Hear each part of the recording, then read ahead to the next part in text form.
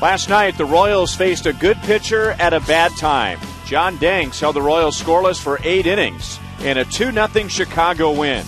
Jeremy Guthrie gets the ball for KC tonight on Fox Sports Kansas City.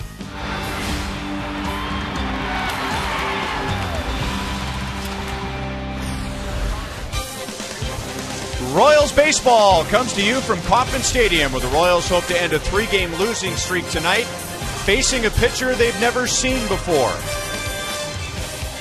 Hi, everyone. Welcome back to the ballpark. I'm Ryan Lefevre, and that White Sox pitcher would be Andre Rienzo from Brazil. The White Sox will be facing Jeremy Guthrie, who's from Oregon, and they know all about him because most of the time when they face him, they've had a bad final result. When Jeremy Guthrie became a Royal, and in his first 6 starts against Chicago, 3-0, including his first Major League shutout, he also flirted with a no-hitter. His ERA was 0.4. However, on June the 21st, it may have been a bad game for Guthrie, we don't know, but the White Sox made an adjustment, and they scored 6 runs against Guthrie in fewer than 3 innings. So we'll see what happens tonight as we welcome in Rex Hudler. And the biggest focus right now for the Royals is a lack of offense, and yet at the same time, the starting pitcher sets the tone. That's right, Ryan. You brought up the word adjustment. Jeremy Guthrie has to adjust this losing streak that they're in. 3 games and possibly losing 3 straight series can't happen. This team is on a mission. They've got to continue to win, and Guthrie's got to set that table up. Now, when Guthrie's good, he's pretty good. I mean, he's really good. But when he's not, his ball's in the middle, they launch him. 24 home runs this year. That's 6th in the league. This pitch right here, don't throw it. These guys are really good at it, even though that's Rios and he's not with the team anymore. That body language, we don't want to see. However, let's show you the good body language and what they must see tonight. Guthrie finishing off his pitches. Sliders down, 4-seamers up. But the way he takes them out is beautiful, and those exercising those pitches and making them swing and miss is going to be the key. Obviously, the offense is a big support, but Guthrie showing right there his first career complete game was a beautiful thing. We may not see that tonight, but he's got to set the tone and throw strikes, get ahead, and get some early count outs. Now, back to the offense. The Royals have scored just 16 runs in their last 8 games, but the lineup will get a boost tonight with Mike Moustakas back in there at third base.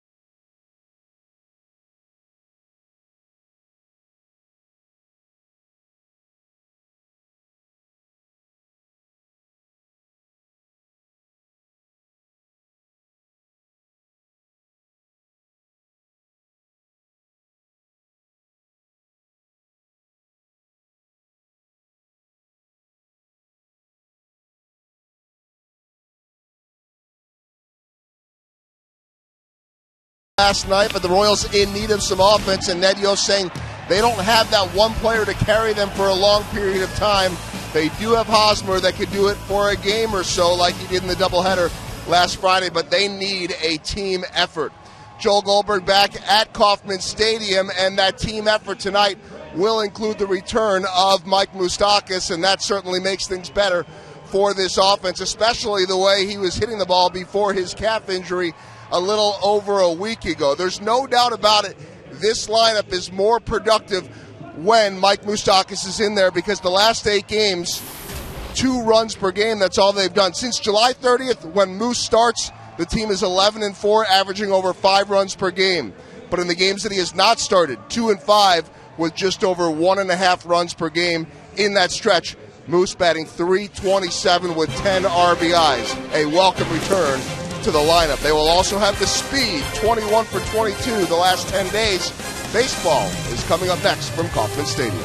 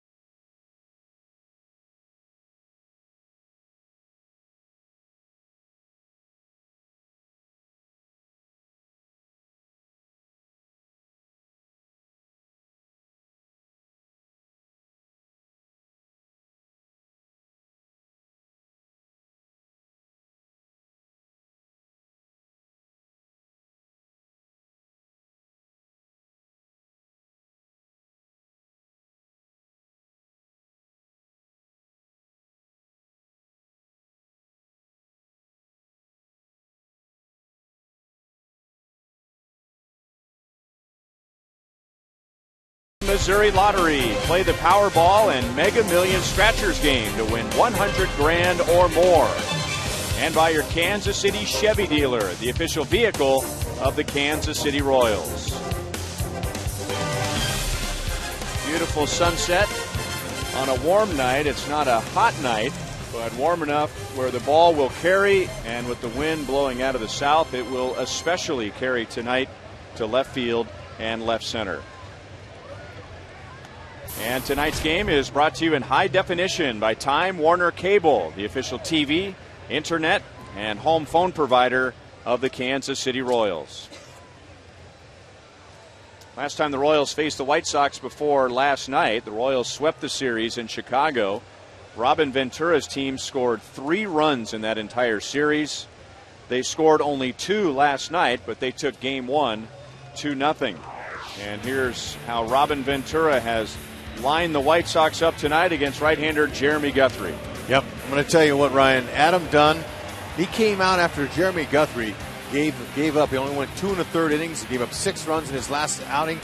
And what Adam Dunn said was, he threw some good pitches, but we were able to lay off of them. So that's plate discipline. Okay, that's what they're looking for again against Guthrie. And even when a pitcher dominates against one team like Guthrie had against the White Sox, the more times he faces that lineup, the more information they have on that pitcher. That's right, and so they're able to wait him out and let his ball break off the plate and take him. That's what Guthrie tries to do. Good starting pitchers like to throw their stuff over the plate and let it finish off. He's got good action on his slider. The key for Guthrie really is to get some early countouts and get through these first couple innings so he can stay in the game long. He's got to be able to work his four-seam and two-seam fastballs in there. Slider's a good pitch. Changeup's a nice effective pitch for him too. But defending behind him is the utmost importance. This is how they have a above 500 winning percentage, is pitching and defense. Moose, last season, he was one of the top 3 finalists for the Gold Glove. This year, he's gotten progressively better as the year's gone on. Good to see his legs good enough to play. This kid's got skills, man. He's got good range to his left and right and tremendous throwing ability. First injured his calf a week ago Monday, and then didn't return to the Royals until Saturday, and his calf still wasn't right. So finally back in there tonight against a right-hand pitcher. The Royals are happy to see his bat and his glove. Alejandro De Aza. He has had a tough time figuring out the Royals. Otherwise, he's having a good year. Last year was a career year for him, and he's done even better this year. But in 53 at-bats against Royals pitching this year, De Aza has 9 hits, and he was 0 for 4 last night, and there's a good start for Guthrie with a fastball for a strike. Yeah, that's exactly where Guthrie wants to pitch that ball, that two-seamer. A cracked bat, but it's a fair ball. So his base hit comes on a good pitch from Guthrie, and De Aza, 2 pitches into the game, is at second base with a double.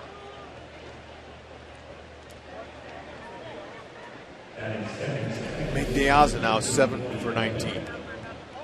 There's a ball caught a little bit too much to the plate, but quick hands. Was able to pull it, get it right by Hosmer.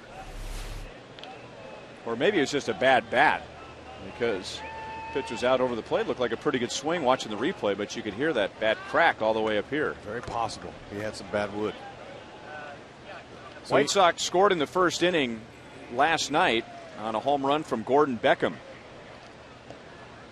He was making the most of an injury-shortened season. He broke his left wrist back in April. It is 4th home run of the season against Santana in the first inning, and now he'll at least try and move De Aza as Guthrie jumps ahead again, 0-1. He's going to make it out. He'd like to make a productive out and move him, just like you said, to the right side. However, Beckham's been hitting the ball straight away recently. He's right on that ball. He's a hot hitter right now. Slow curveball, and he did everything he could to stay back on it. And Gordon makes a play in left field, so De Aza does not advance. 1 down. And that's one of the things that we've known from Guthrie this season. We didn't see it much last season, but he's creating different pitches. He's slowing the ball down. Look at that one there. That's in the 60s. 63 miles an hour, and got him an out on it. It fooled him. Disrupting the hitter's timing is the utmost important thing a pitcher can do, and that's what he tries to do every time up. And he's going to quick pitch it too. We've also seen him quick pitch. We've seen him a little hesitation in his delivery at times. So Guthrie's creating ways to get hitters out. Alexei Ramirez arrived last night. He was a red-hot hitter, but the Royals handled him just fine. He was 0 for 4, and he takes ball 1. Now, the last time Guthrie pitched was Thursday at Detroit, and getting back to your point, Hud, he gave up a home run to Prince Fielder in the first inning, and he had that hesitation in his motion where he was pitching out of the stretch, and he just kind of hung his leg in the air for a while, very similar to a Japanese-style pitcher, right, trying to disrupt Fielder's timing. It didn't work out. Fielder hit a home run, but pitchers will try and disrupt the hitter's timing with the speed of their pitches and sometimes the speed of their motions. 3-0. Here's what we were talking about. Okay, watch him there. See, he holds and pauses like a little double pump, and he put a little wrinkle on it, but it didn't wrinkle enough. It didn't fool him. He barreled it up. Swinging on 3-0 and grounds to Escobar, so that leadoff double is still standing at second base, and now 2 down. Okay, Guthrie probably says thank you very much. 3-0 Hacks. Are usually designed for a guy that's a big power hitter. It's going to hit a homer on 3-0. And when you don't, it's an easy out. Mike took him out of a big inning.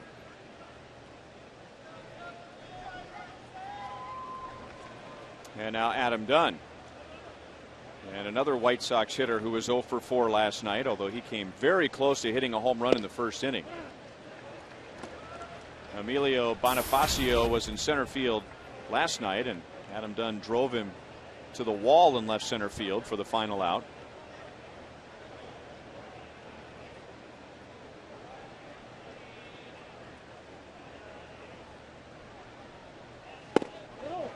Just below the knees, 1 ball, 1 strike. It's a big man. He loves to stay underneath that baseball and elevate it. 6th in the league with 28 homers. But Guthrie's got him. Got his number. He's been able to miss his bat.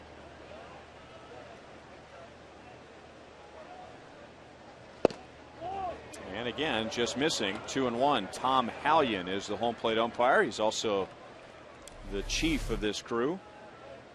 Adam Dunn's quote, "He has tremendous stuff, and we did a good job of making him throw it over the plate. He threw some good pitches, but we were able to lay off of him." Just what he's doing now. Nice backhand stop by Perez, 3-1. So he's waiting him out. And that's what the Royals offense need to do against the Brazilian Rienzo tonight. They've got to shrink that strike zone and make it small. They have repaired the signage board behind home plate. De Aza took off for third, so he'll advance, and they will rule that a stolen base.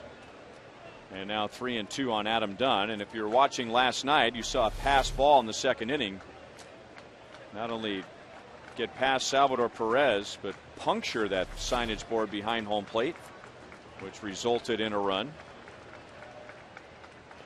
Dunn strikes out, so he works a full count. The White Sox had a leadoff double, but De Aza is stranded at third. No score at the end of a half inning.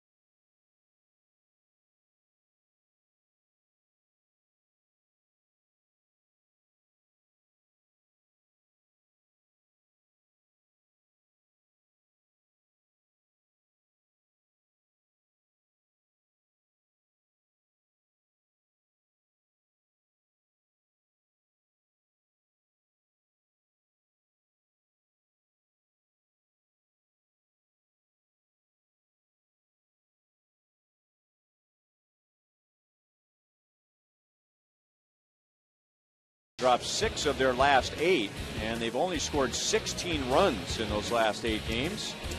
Chris Getz will lead off. Mike Moustakas is back in there. David Lowe is back in there tonight. And facing a pitcher they've never seen before, 25-year-old Andre Rienzo, who is from Brazil and became just the second Brazilian player to reach the big leagues when he made his debut this year. Yan Gomes, a catcher for the Indians, is the other.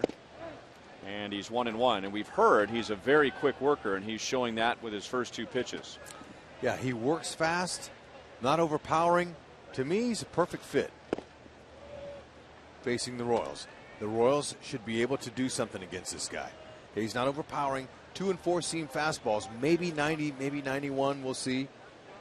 Good curve, pretty good command with that curve. Average changeup, he'll throw it to lefties. But he's going to come right down the middle of the plate. The key for the Royals, shrink the strike zone. Make him throw you strikes. Last night was embarrassing. And that's what hitting coach Pedro Grifol told me. He said, it was a little embarrassing. We were going up there without a plan. We were hacking at the first pitch. We got to get better tonight. Hunt strikes. Beckham throws out, gets one down. All right, defending behind this young Brazilian Rienzo. We're going to highlight Alexi Ramirez. Now, he's made a ton of errors this year. Doesn't necessarily means he has frying pan hands. He gets to a lot of balls. And sometimes his throws are a little bit off the mark. So he hasn't had the best year at shortstop, but he's hitting that ball. Pretty good offensive player. Curveball got away from Rienzo. Ball 1 to Hosmer, who had 2 more hits last night. So he's up to 296, and he's up to 47 multi-hit games. Third most in the league, and only 2 multi-hit games off the lead. 1 ball, 1 strike. So watching this young man pitch, Andre Rienzo, you want to throw him on getaway days. This kind of pitcher, you got to get on that bus. You're going somewhere. You want to fly out of town. You get him in there. Look at his windup. I mean, it is quick.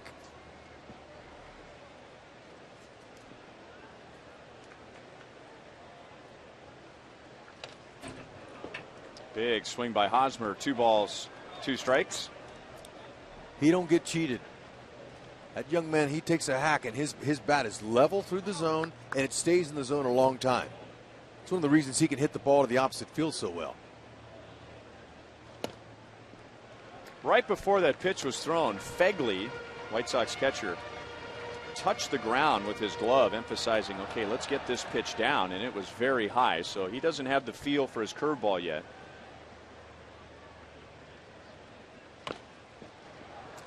And he has had his share of walks. He's had 3 walks in his first 3 starts. And last start, he didn't walk a batter. Hey, look at him. He's got a big step back. Okay, pretty high leg kick, and absolutely no touch on that curveball. But that young man, Fegley, right there, he did a great job with John Danks last night. Setting up inside. Hosmer pulls it to the hole, and there's Beckham again. 2 outs.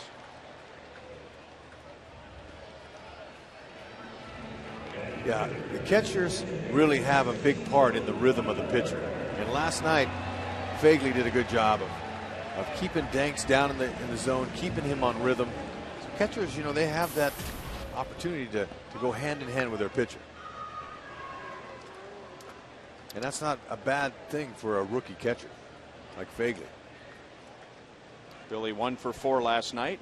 Has a 5-game hitting streak. Interesting. Chatting with hitting coach Pedro Grifol about the pitcher's pace.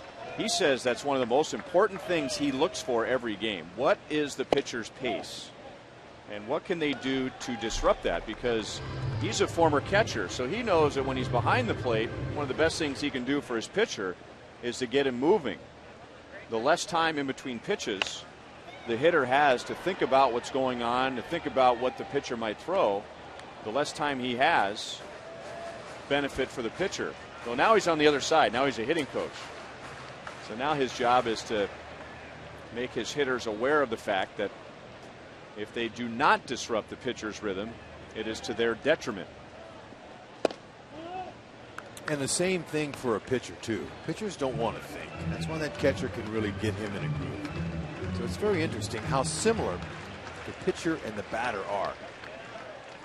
They're both trying to get each other off balance. Billy will walk with 2 outs. 66 walks on the year, and will add to his .381 on base percentage, and the Royals have their first runner against Rienzo. Now, wouldn't you say, Ryan, that Billy's done a much better job in the second half of taking his walks. He had a hard time early because there wasn't a lot of offensive support behind him. He wasn't getting the same pitches, and he was swinging off the plate on him. He was giving in to him. And since the second half, he's kind of gotten better. He's saying, all right, I'm just going to take my walks.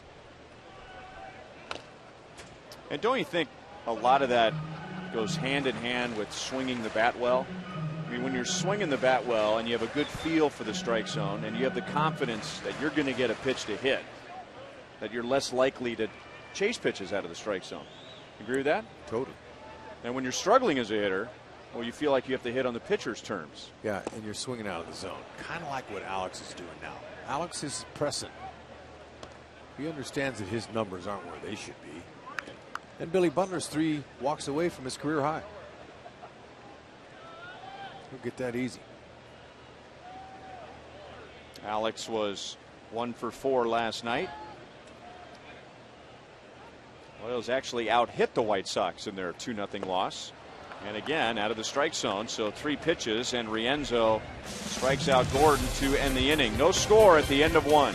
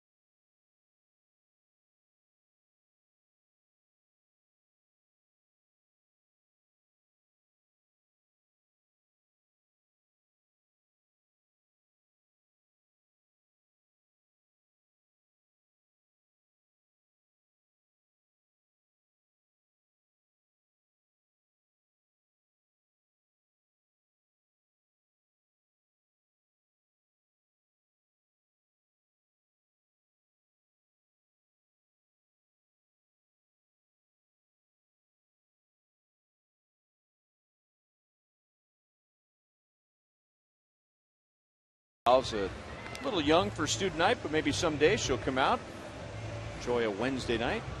And Claire audience, Hud, your thoughts? I heard them and I liked them, Ryan. They had a good upbeat tempo, and that's going to go right along with the statistic. We believe the Royals are undefeated on student night here on Wednesday nights. There you have it. So, way to go, young students and Claire audience. Nice band. I loved your music. You thinking about being a groupie and maybe this offseason follow them around and it's a pretty chase good chance. the tour bus? There's a chance that I could on my bus have my daughter in there because she's talking about who's driving the bus. Yeah, you could drive their bus. She's 19 and she might really appreciate the music. Okay, but I liked it. I'm not exactly a young person. Feel like I am though. Another slow curveball. Not as slow as the one that he threw to Beckham in the first inning, but Guthrie with the curve gets Paul Konerko on a fly ball to right. It was both a good start and a bad start for Guthrie. The bad part was he gave up a leadoff double. The good part was the White Sox did not get De Aza home in that first inning. And now Abisail Garcia, who has hit in 7 straight, and he extended that with 3 hits last night. Abisail. Is he okay with Abisail? Abisail? Isn't that that's what we called him last year. We didn't really. Until we found out it was Abisail. Okay. do it. And that's very typical of foreign-born players. They're just so happy to be here, and they're not going to get caught up in their names mispronounced. I mean, they're in the big leagues. They're flying on charters. They're staying in nice hotels. They got people cleaning their uniforms for them. They're not going to worry about that. But then after a while, it's like, hey, okay, well, here's how you really pronounce my name. Okay, well, we're the better for it. So Avisail has become Avisail. We did get the Garcia part right from the very beginning.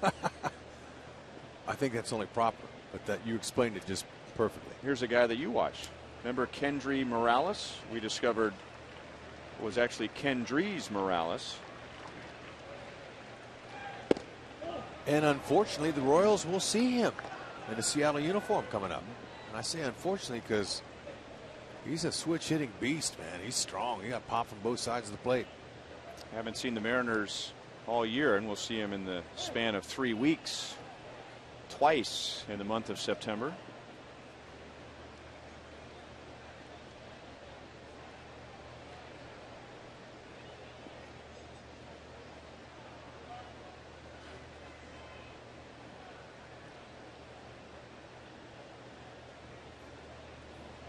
Two and two.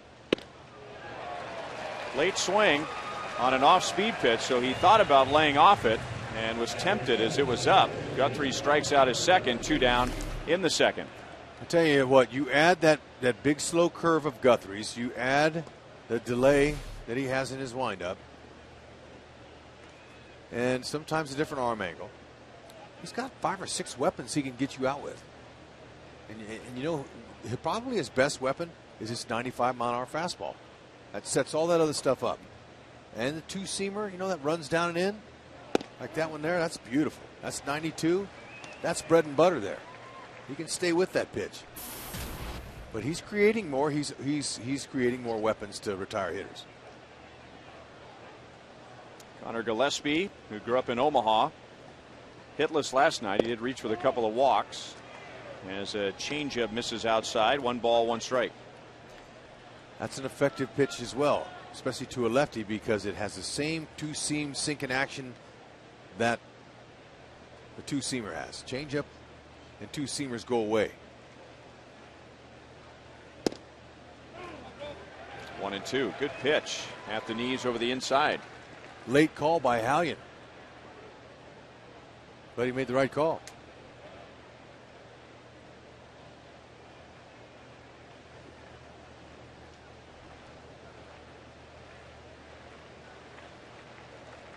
Wants to pitch him inside again, and does. Late movement at 95 and just missed inside. It is a tighter strike zone from Tom Hallion. So it was outside the grid, not by much. There are some umpires who will call that pitch if they're hunting strikes. Some umpires don't hunt strikes. Plus Tom Hallion, I mean, he loves to do his little strikeout thing. So you figured if it's close, he's going to call it a strike. That little twisting arm pump thing. He's got a little style.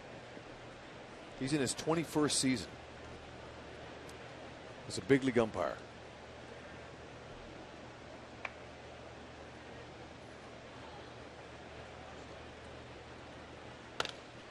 Pulled foul again.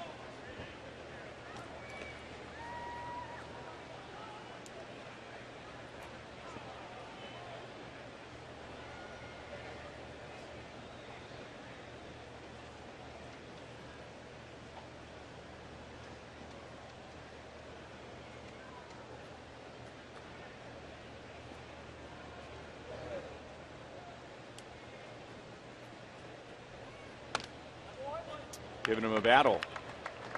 Hallion, I believe, Tom Hallion, was one of those umpires, and there are a few in the game now that followed the advice of Richie Phillips. Remember back in 1999, and resigned when the umpires went on strike, and Major League Baseball said, okay. And then thankfully some of them were welcomed back. Tom Hallion was one of them. Nice play by Getz to block it, and keeps it in front of him and retires Gillespie. So after that leadoff double to begin the game. Guthrie has retired the last 6.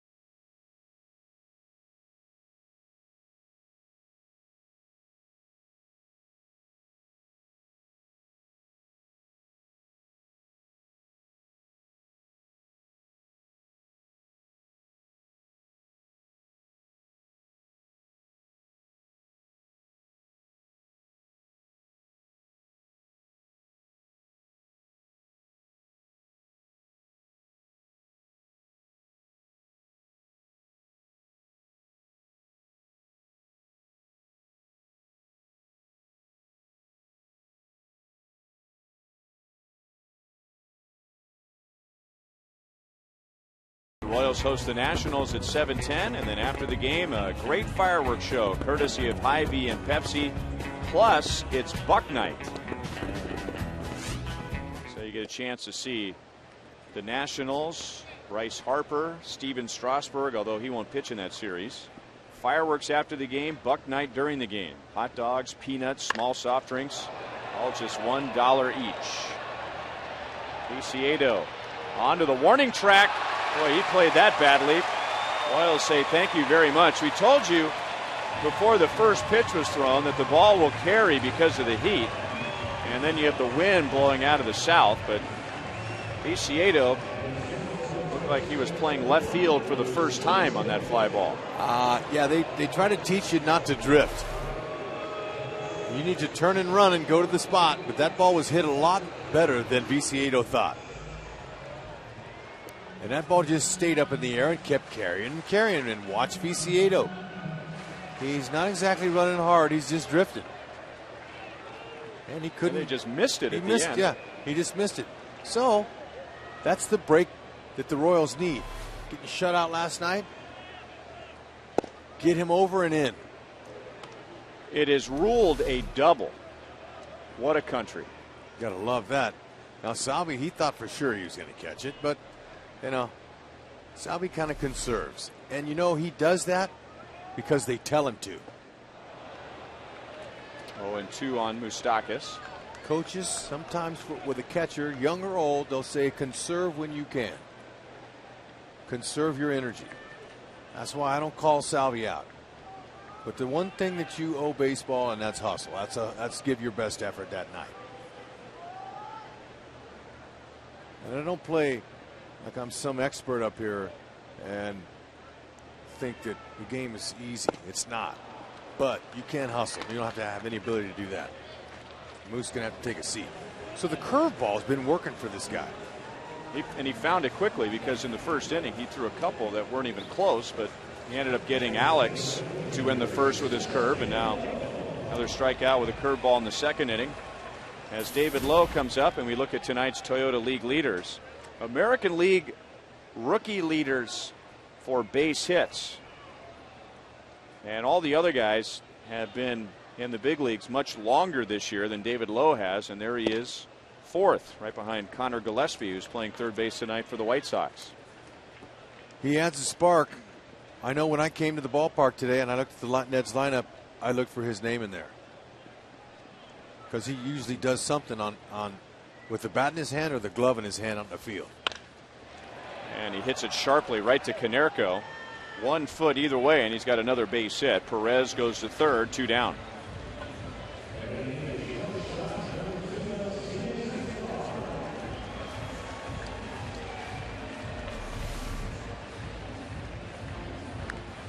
Can't do anything about that.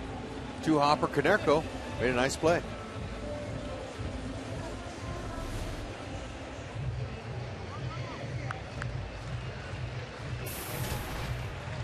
Okay, Connor Gillespie, the third baseman for the White Sox. He's playing in. He's even with the bag now because you know Escobar can bunt.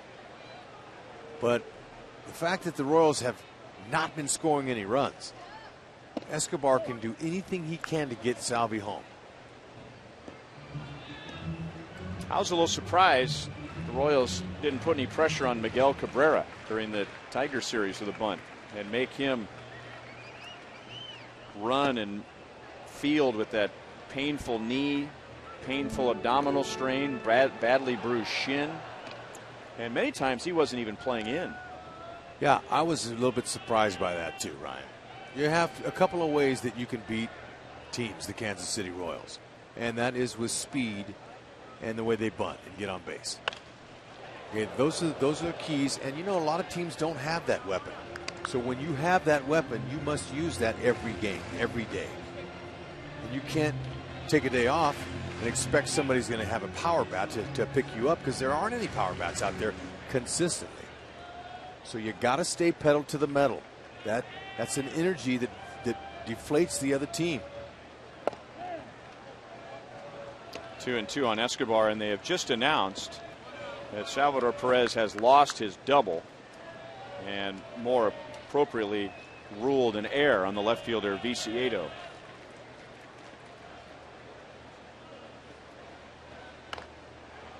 Reaching out and just making contact. That would have been a heck of a double, and it was for a few minutes. He just totally boxed that play, and they were going to give him a double. Salvi said, I'm going good. 4th error on the year for Viciedo.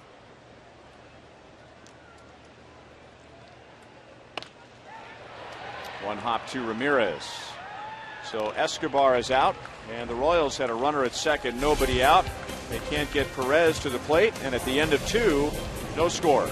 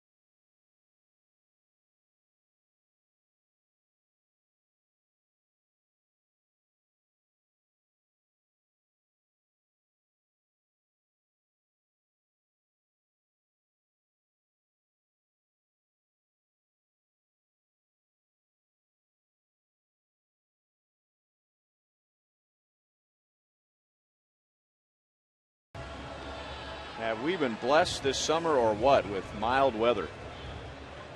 It will get up to 95 tomorrow, at least that's the forecast, but we have been spared many, many hot, brutal days. Little different summer for you this year compared to last year, huh? Oh, you got that right. The family. You went from one of the worst summers last year to one of the best. Everything was burnt last year. And you get out of the car in the parking lot here, and I was like, whoa, man. Maybe it was the cement that the parking lot, but, ooh, man, watch out.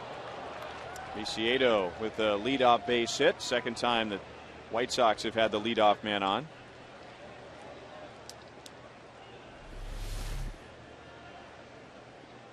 Okay, it's over the middle of the plate. Guthrie knows, but you know what? You can't be perfect. You try to hit the corners, but when you miss out of the middle, somehow, some way, that hitter, he knows it. He's not going to miss it.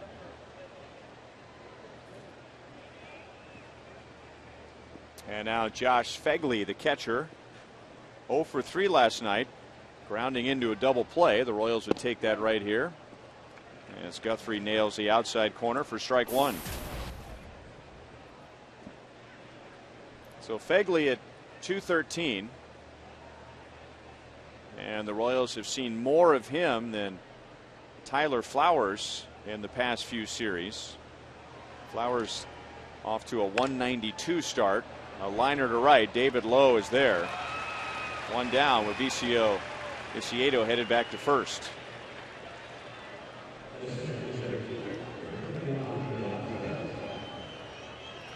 Well, the new players section, Gordo Nation, is every Wednesday home game, so we have one here tonight, and that's for the remainder of the season.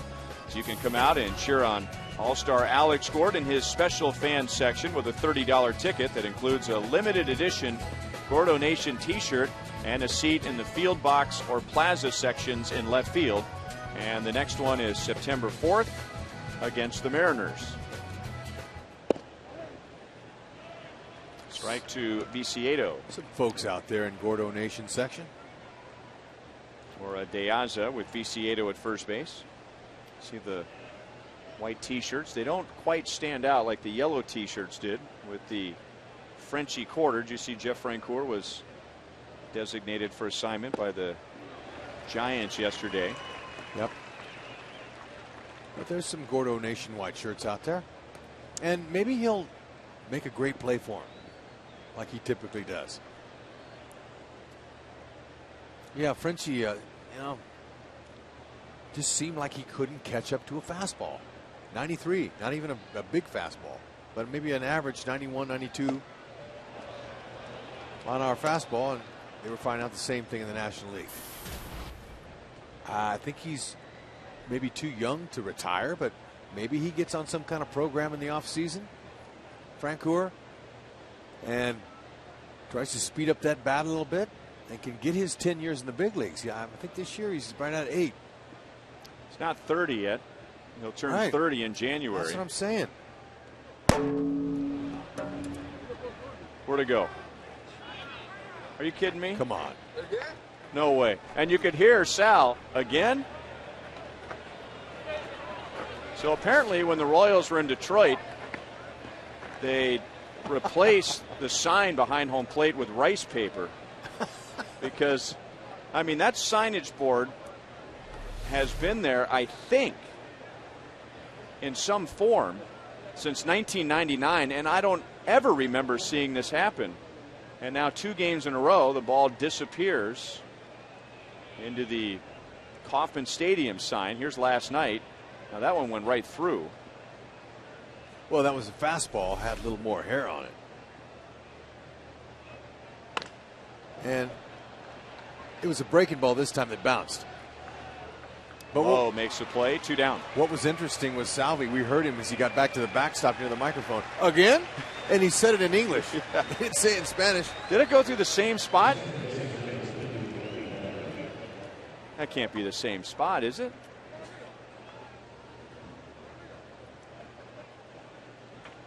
Wow, you talk about a 1 in a million, maybe a 1 in a billion chance. Maybe somebody will get the sonic slam tonight.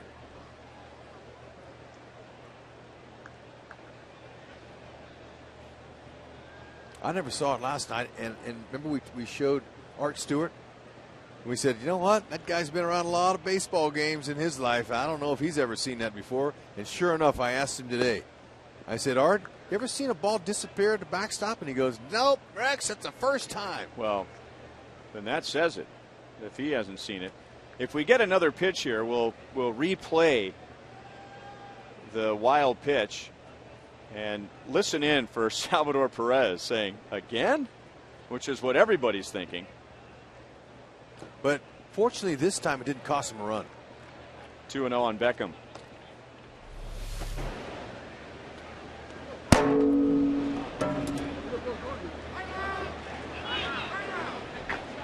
Again?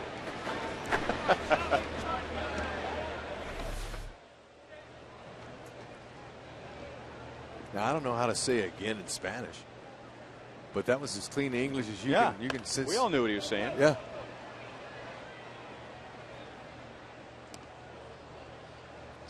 Well, and there was nobody to talk to back there except for the fans behind home plate, so he might have been interacting with them. Maybe it was the same fans that were behind home plate last night when the ball disappeared behind that signage panel. A lot more noise involved tonight.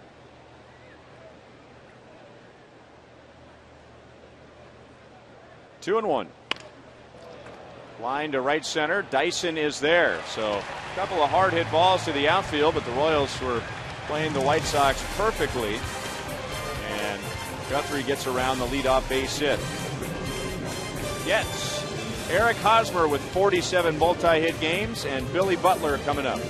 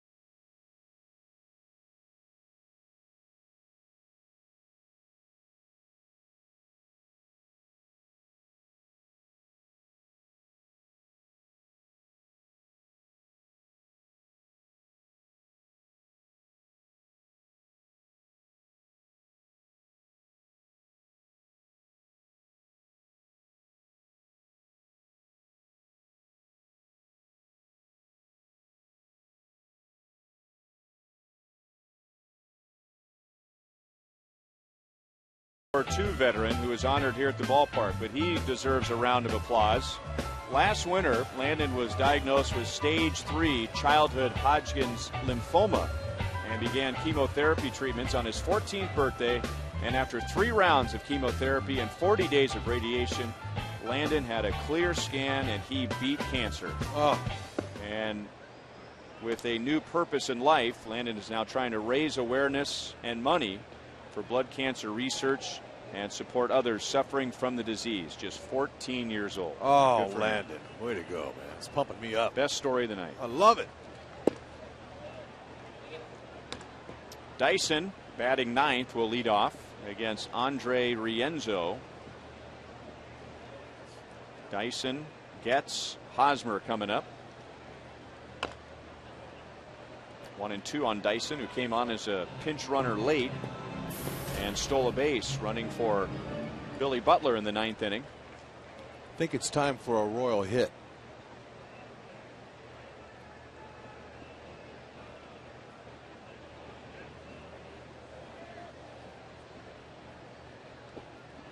2-2. You know, we were talking about bunting last inning, and the Royals not trying to take advantage of Miguel Cabrera in the Tigers series. A lot of hitters, if you don't get a bunt down for a base hit, feel like it's a wasted at bat. You just gave an out away. Just inside, 3 balls and 2 strikes. And I would think when a hitter is struggling, that the last thing they want to do is feel like they just gave an at bat away. You really have to change your mindset about that, don't you? You do, because your chances of getting a bunt base hit if you have good speed are better than swinging. Well, how about a leadoff walk? And the second walk given up by Rienzo. And speaking of Andre Rienzo, let's go to Joel. Well, we've never seen the Royals face a Brazilian pitcher because Rienzo's the first Brazilian pitcher, as you mentioned, in the big leagues. And his story, guys, is amazing because as a young kid, he grew up playing some baseball with his family on the weekends in Brazil. And he went over to the Dominican Republic and played in a baseball academy. We've heard a lot about those. But it was actually a baseball academy in the Dominican for a Japanese team, the Swallows. And I know that Rex is familiar with them. Well, at 16 years old, he was supposed to try out to be in the Japanese league, and he skipped the tryout. I was told he said that he hid, which I guess would imply that he maybe didn't want to go over to play at that young age in Japan. Ended up being seen in a Major League Baseball tryout. That's where the White Sox found him, and now the rest, I guess you could say, is history. And Ryan mentioned Yan Gomes, the only other big leaguer in history to be from Brazil. The Royals have one in AAA, Paulo Orlando, who was originally drafted or signed by the White Sox. Came over to the Royals and who was that for? I believe Horacio Ramirez. Yeah. That's right. Okay, came over in a trade from the White Sox. Paulo Orlando, who's played in 84 games this year for Omaha, and a guy that really, he was a sprinter growing up, a track star, I believe. But I'm told is a guy that is already Major League ready as far as his defense goes. That this is a guy, Paulo Orlando, along with some other players that they have there in the outfield, that, if depth were ever an issue, if there were ever any injuries, he is a guy that could come up at this point and play some outfield. He's hitting .264. His on-base percentage is .316, so I'm sure that's a department for a player of his style the Royals would like to see improve. 2-0 on Chris Getz. You were a Swallow, weren't you? I was, but Rienzo, I don't know why he would hide from an opportunity like that. That's a very respectable league over there in Japan. Now, it may not have as many talented players like the big leagues have, but it's a well-established league, and they pay great money. And for a 16-year-old to go over there would be a great opportunity for him. But at 16, I don't know, Ryan. I didn't know much what I wanted to do then. And at 17, I was offered a contract and I signed it. But, he probably was a little nervous about going to a foreign country like Japan. The culture is totally different there. Yeah. Probably not a lot of people speaking Portuguese over in Japan. And Tokyo's a long way away from Sao Paulo. Believe that. So you can understand. It's culture shock enough coming here from a Latin American country, but I think the adjustment is much easier here than it would be in Japan. I don't know. Maybe I'm wrong. No, it's much easier here, Ryan.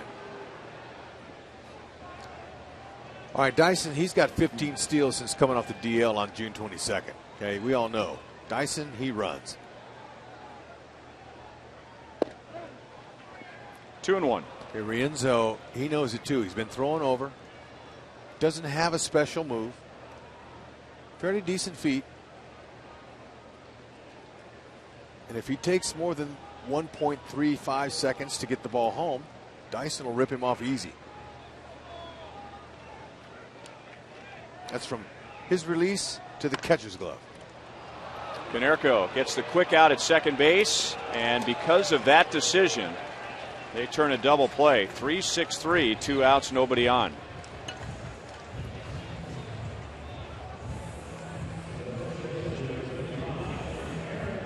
So Eric Hosmer comes up, and we take a look at tonight's Sprint Unlimited Answers poll. The most impressive statistic for Eric Hosmer. Is it those multi-hit games, third in the American League? His batting average late in games, .374 from the 7th inning on, so he's been a clutch performer. Or second most hits in the American League since the All-Star break.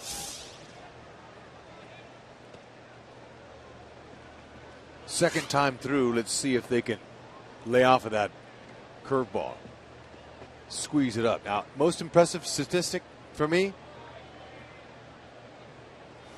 I like the multi-hit games. I'm with you. Only Mike Trout, who has 48, and Adrian Beltre, who has 49, have more multi-hit games in the American League than Eric Hosmer. What a turnaround he's had this year. Oh, yeah.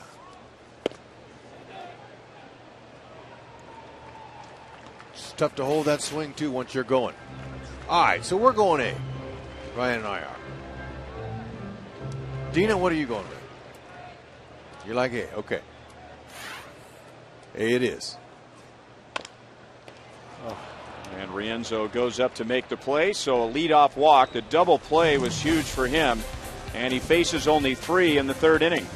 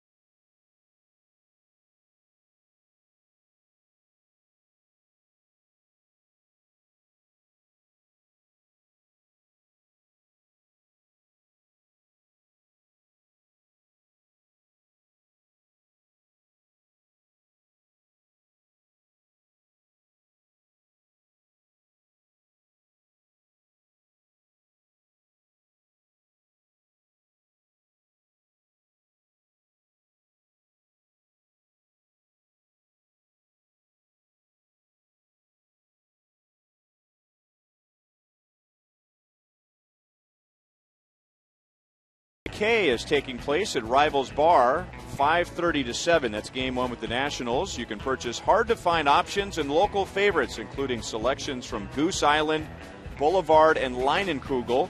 And Brewers will be on hand to answer questions. First 500 people into Rivals will receive a Royals tasting glass. Entry is free, but you must be 21 or over. Beers of the K on Friday. Line to left, and Alex won't quite get there. It's off the chain link.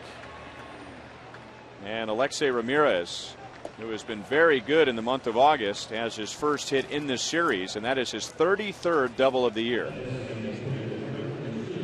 That slow curve didn't work.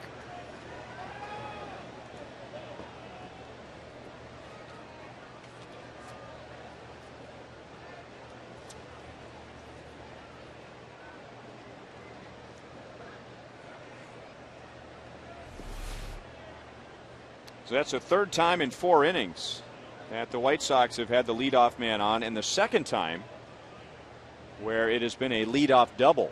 De Aza never came around to score in the 4th inning. Ramirez didn't have a very big lead, so no real chance for a pickoff at second base. Adam Dunn struck out on a slider in the 1st. So Dunn is hitting just .236, but he did not get off to a good start at all. Most of that was because of the month of April and May. He came back and got in the count against Dunn. Breaking ball in the inner half.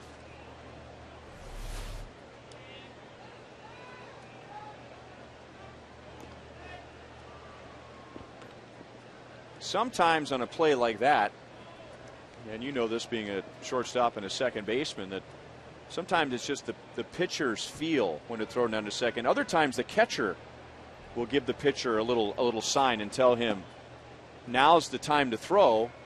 He's looking at home plate. He doesn't know what's going on behind him. Sometimes the catcher will tip him off. That's right. Catcher will have his glove sitting up here just like he typically does, wants to receive a ball, and he'll drop the glove real quick when the guy breaks behind. It's timing play. So that is one, and the other is the open glove. You just break to the bag with an open glove, and the pitcher will turn and throw. And then there are signs that the middle infielders have with the catcher on a throwback. If you have a catcher like Salvador Perez that likes to throw to the bases, you look at him in between innings and you might go to your ear. I know that was my pickoff play. I would always go to my ear and I'd get his attention. He would see me and he'd give me the ear back. That way I knew he saw me. So I would break on the pitch, give up some ground, try to get an out. And you loved catchers that threw behind guys. Guys that had a great arm and weren't afraid to use it. Who was your favorite? Shoot, I loved Salvador Perez. I would have loved to have played with him. One of my favorites was Don Slott early. Sluggo, he pitched. He played here. Yep. Sluggo was good. He had quick feet. He didn't have a real good arm, but he wasn't afraid to throw. I like Sluggo. Oh, that against the shit. Just past the second base umpire, Chris Guccione. Dyson's throw is a little late. So Adam Dunn hit it up the middle, and that's where Escobar was playing, but he hit it to the left of second base. And Dunn drives in his 74th to give the White Sox a 1-0 lead. Yeah, and he hit this ball in the outer half, right where you want to hit it. If he tries to pull that, he rolls it over. Now he makes a productive out on it, but he almost got second base umpire Chris Guccione on that stroke. Tom Pagnozzi was fun. He had a good arm. He liked to throw behind runners. That was to answer your previous question. Konerko flied to right in the second inning. Changeup is outside for ball one.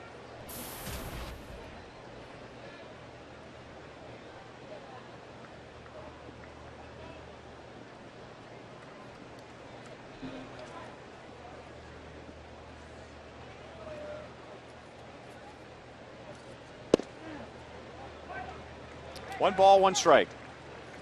Paul Konerko is signed through this year with the White Sox, and White Sox are in last place. They've not had a good year, so this isn't, we hear, a very hot topic in Chicago, but it will be when we get closer to the end.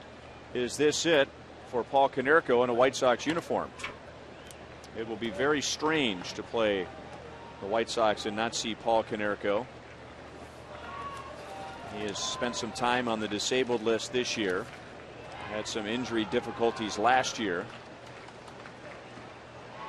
Batting .240 with 9 home runs and 42 RBIs. Yeah, 13 doubles and over 350 at bats, 350. I don't know. I would say chances of him being in the uniform next year are not good. Back to the middle again. So 3 straight hits. And the White Sox have runners at first and second, still nobody out.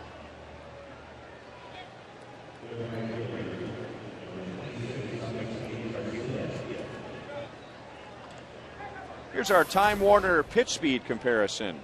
And Rienzo, as Hud told you in the first inning, is not an overpowering pitcher. He's been up to 92. Guthrie's been up to 95. Remember, you can get downloads up to 50 megabits per second with Time Warner Cable's Ultimate Internet.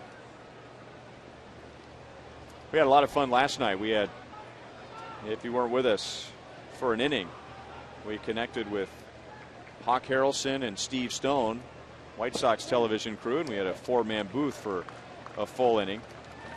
And Hawk Harrelson said that one of the great thrills of his broadcasting career, and he's been doing this for a long, long time, is watching Paul Konerko grow into kind of, as he said, a bit of a hothead early in his career and tearing the dugout to pieces every time he made an out to becoming a role model type player. He's the White Sox captain. Great player, Good on the field, good off the field, leader, you name it. He'll have a nice position in the front office waiting for him if he wants it, I'm sure. Ouch. And it looks like he already has something underneath his right sock, some sort of a shin guard or a brace. Yeah, he's hopping around a little extra. I think that's tape. Just tape? Yes. Oh, what about? Yeah, okay, you're right. Tape. But let's see where this got him. Oh, it hit back him in leg. the knee. Oh, no wonder. Yeah, that's unusual. Oh, yeah. You foul one off your knee, that's a whole different ball game than your foot. And especially if that hit his kneecap. Yeah. I mean, you nick your kneecap on a coffee table and it'll take you to your knees, let alone a foul ball. That's what I'm saying. He acted a little more in pain than just a typical off the foot. And off the foot, believe me, it's not any day at the park. That hurts too. But a hitter's worst fear is his knee. Getting hit by a pitch on the tip of the knee, shatter that kneecap, or just that foul ball right there off the top of it. So he's staying in there. Deep breathing helps relieve some pain. And when you say staying in there, wouldn't be surprised if the Royals didn't stay inside on Garcia. Instead, it's a changeup up and away and fouled away. Typically, pitchers will come right back with the same pitch that you fouled off your knee or your body. And hitters don't want to swing at that because it still hurts.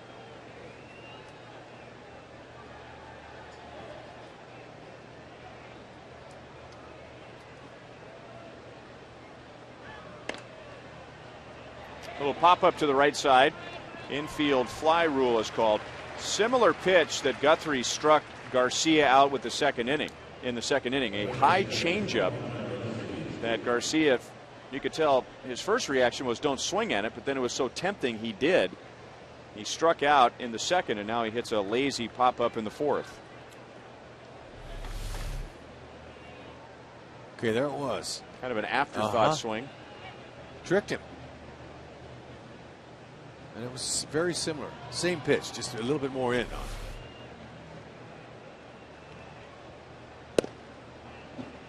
Associate producer Sam Abramson getting back to that second inning highlight in a flash. He's got skills. He always does. Doesn't he have skills? Man, it's great to have a teammate like that. Connor Gillespie grounded sharply to Getz at second base in the second inning. And sharply again to the right side. This is through, and Dunn will be held. Joe McEwing, the former Royal, is the White Sox third base coach, and for a moment it looked like he was going to wave Adam Dunn home and then thought otherwise. So he holds, and the White Sox have the bases loaded. Well, he knows David Lowe has 5 outfield assists this year, and he wasn't going to make Dunn 6. Dunn runs pretty well for a big a guy as he is, but there's no need with less than 2 outs.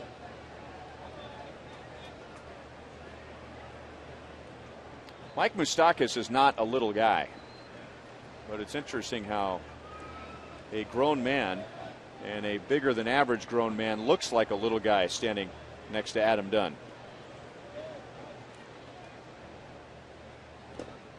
Ball 1-2, Viciedo.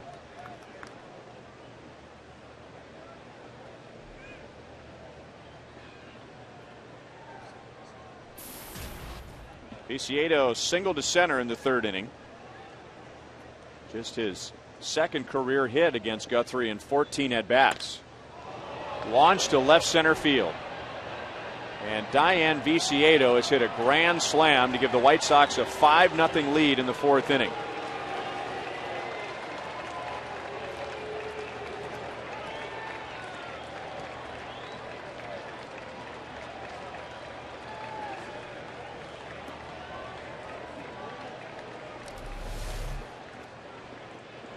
Well, that's the one that we said in the pregame show we hope we didn't see. And Guthrie, he grooved it right down the middle. Viciedo, big, strong guy, that's a mistake. And he put it just short of the foul.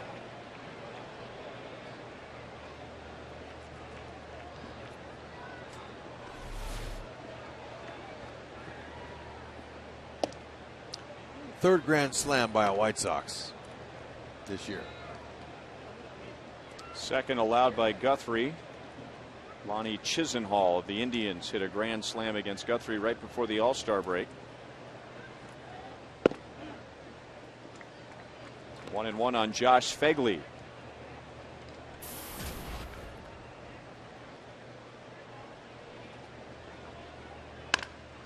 That's hit hard, but right to Moustakas. 2 down.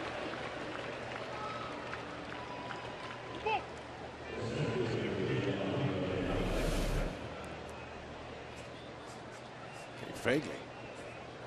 Fegley's hit the ball hard twice. Guthrie, nothing to show for it.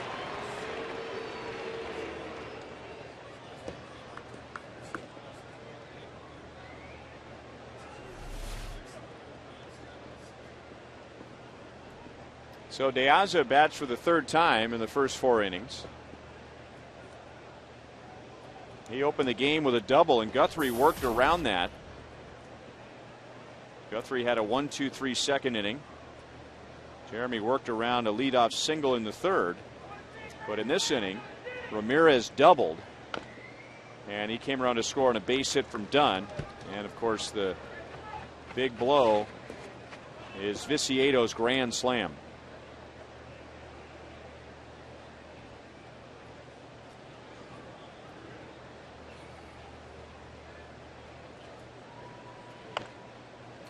You know, it's one of the things in baseball that you can't explain. A team can go on a roll. They can take 3 out of 4 from the best team in baseball. They can look like they're on top of their game in the world. And then the next thing you know, a week later, they can't even get a hit. Forget scoring runs. They've only averaged 2 runs in the last 8 games. They don't even have a hit tonight. Alex, nice diving play to put an end to a 5-run 4th inning for the White Sox. Vicieto hits a grand slam. That's the big hit. There's a catch for Gordo Nation. Try to get some Trevor turf on you, Gordo.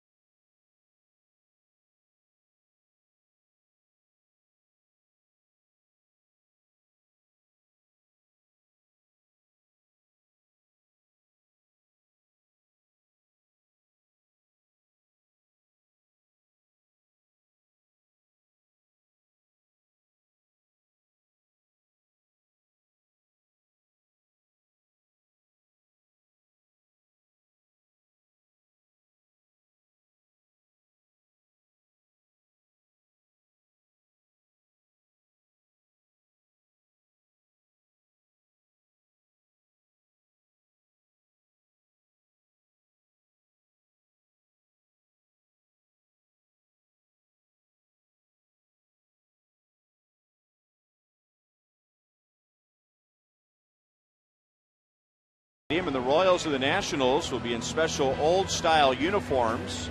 Starting on Friday, you will be able to bid online on these game-worn and autographed replica jerseys from the 1942 Monarchs and Grays, including Alex Gordon, Salvador Perez, Billy Butler, Steven Strasburg, Bryce Harper, and more. And all proceeds of this auction will go to the Negro Leagues Baseball Museum. For auction information, go to Royals.com/Negro Leagues. Base hit left field for Billy Butler, so he's on for the second time, and the Royals have their first hit.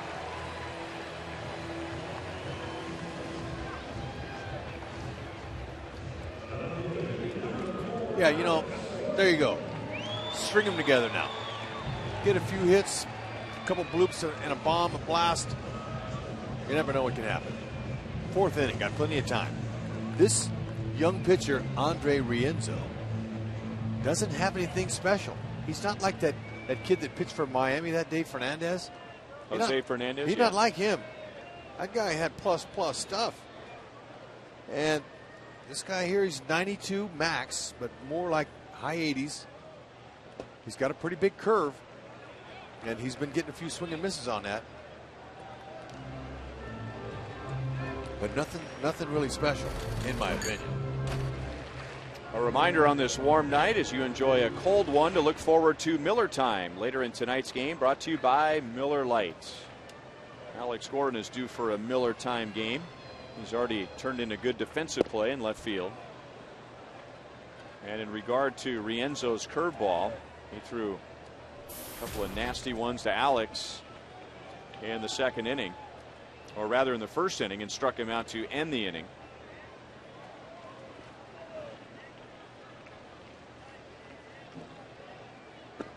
This time he lays off it now that he's seen the pitch. 2-1. And that's what Pedro Gafal said before the game. We have got to be able to shrink the strike zone down. We've got to not swing at pitches off the plate. We've got to make him work. And he was frustrated too.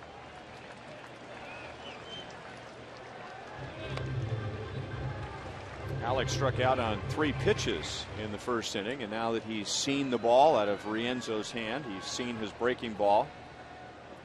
2nd time around, ahead in the count, 3-1 with Salvador Perez on deck. And goes the other way, and that's a base hit toward the corner. Viciedo cuts it off, and that will hold Alex to a long single.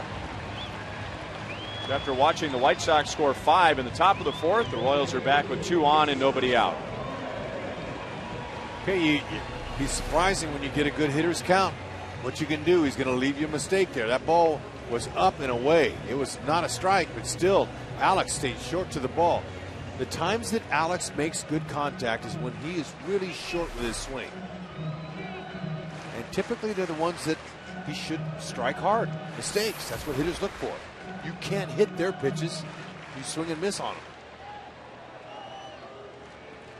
Salvador reached on what was first ruled a double in the 2nd inning, and a ball that was misplayed by Viciedo in left field and then changed to an error. He is the Royals' best hitter as far as batting average with runners in scoring position, and now Fegley and Rienzo are going to have a little chat for pitching to Sal.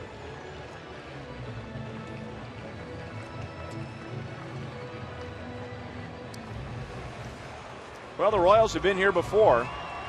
It's not easy to come back from 5-0, but it's still early enough in the game, and the Royals have had all those come from behind wins this year. They have 36. We still have over a month to go in the season, and they already have 8 more come from behind wins this year than they did last year.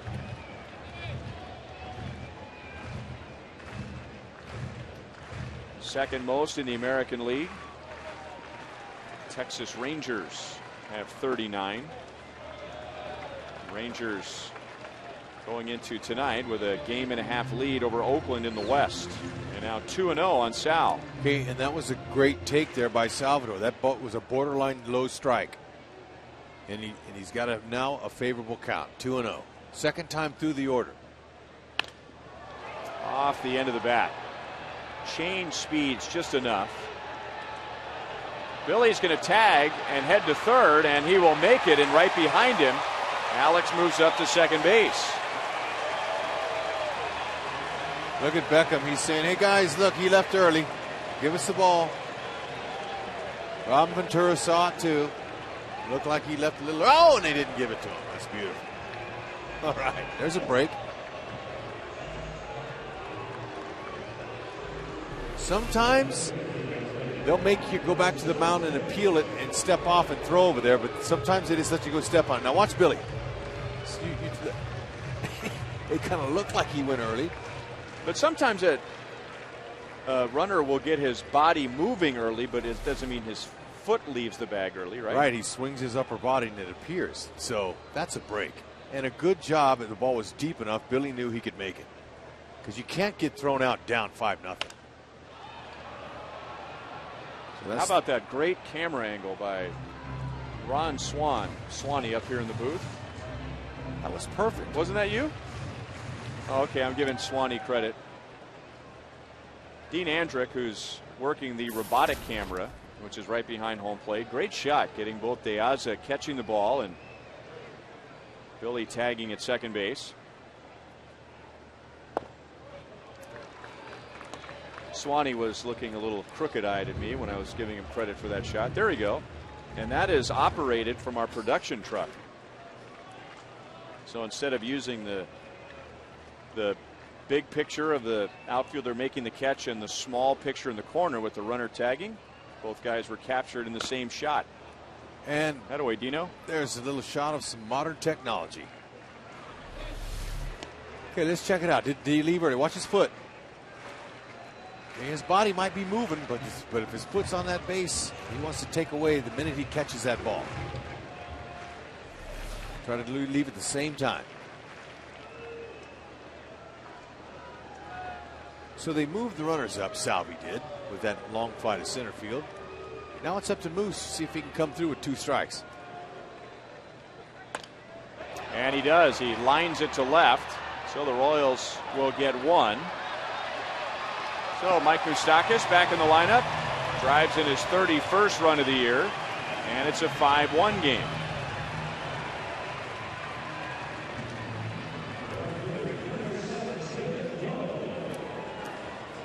Okay. It's a sacrifice fly with a runner in scoring position. Get her started. Keep it going. And it's only fitting for David Lowe to come up with a runner in scoring position with 2 outs. That's where he does most of his damage. Billy Butler says, you know what, I'm feeling really runnerish tonight. And Dean Andrick, he's getting cocky now. Another shot with the catch being made and the runner in the same frame. David Lowe grounded out sharply to Konerko in the second inning.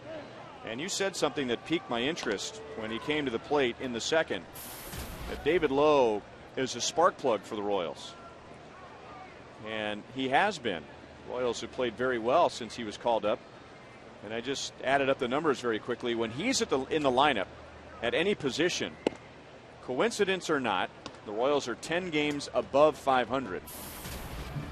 They are 37-27 in games that David Lowe plays. That number right there is very special. When you get those numbers with 2 outs, that really hurts the opponent. Your pitcher, you've got your facing. And he finds a way to get it done.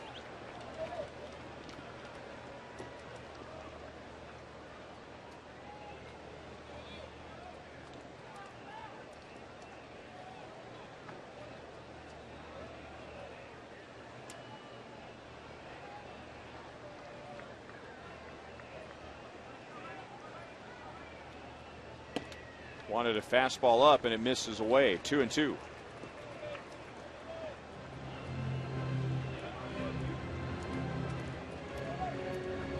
Royals are happy to be on the board. Rienzo would be happy to hold the Royals to 1 run after starting with 2 on, nobody out.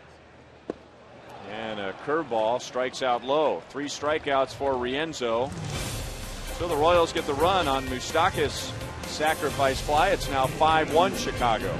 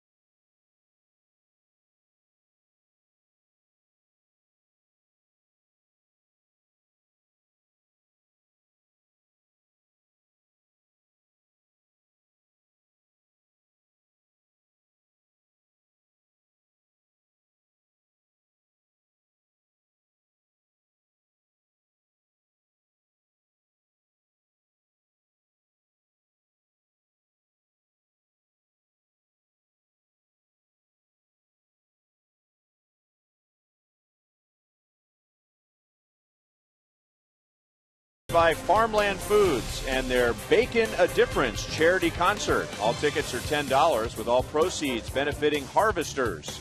Go to baconadifference.com. So it's now a 4-run deficit as the Royals get 1 run back in the bottom of the 4th after the White Sox had scored 5 in the top half of the inning. And the only White Sox hitter who didn't come up in the inning was Gordon Beckham. Adam Dunn drove in a run, and then Diane Viciedo hit a grand slam. 5 runs, 5 hits for the White Sox. They have 7 hits total in the game. Beckham is lined to center and flied to left. White Sox have made 8 outs in the air against Guthrie, who some would describe as a fly ball pitcher. Escobar throws out Beckham, 1 down in the 5th. I would say Guthrie's a fly ball pitcher for the majority, or most of the time. Sometimes when he has that running fastball working well, he can be a ground ball pitcher. He's had some games where the majority of his outs are on the ground. You know, and I think that's one of the reasons that Guthrie was attracted to come back here as a free agent. It's a bigger yard than usual. Irvin Santana obviously has liked it. He's a fly ball pitcher. Perfect combination of a big ballpark and above average, well above average outfield defense. That's right. And tremendous range in the infield if they do hit any ground balls.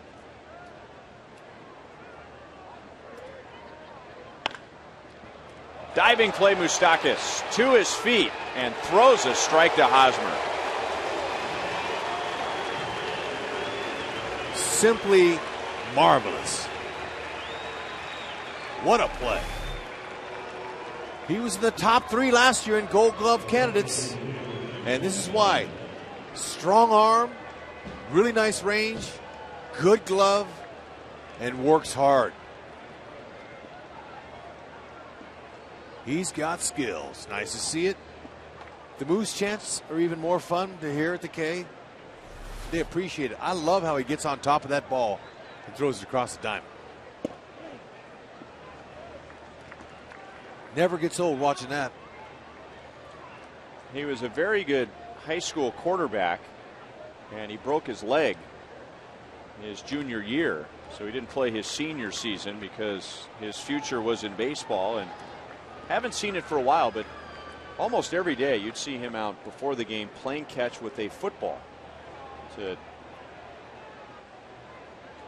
keep up his arm strength and that same throwing over the top motion, which has served him well at third base. Dyson makes the play on Dunn, and Moustakas turns in another great play in a scoreless 5th inning for Guthrie.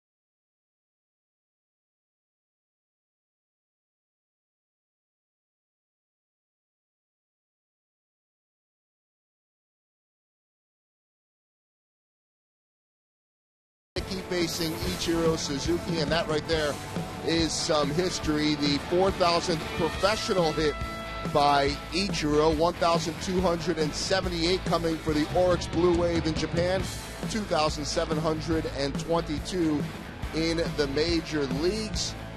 And there you see the countrymate Kawasaki with the applause from the other side.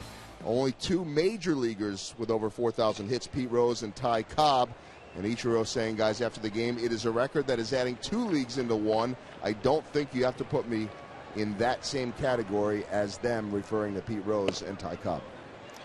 Well, I'll tell you what, the way he started his major league career, if he had been here rather than in Japan, I think he would have gotten those hits here. No question. He would have.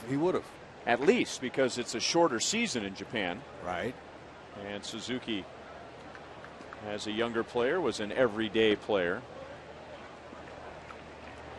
10 Gold Gloves and 10 200 hit seasons to begin his major league career. He'll be a Hall of Famer.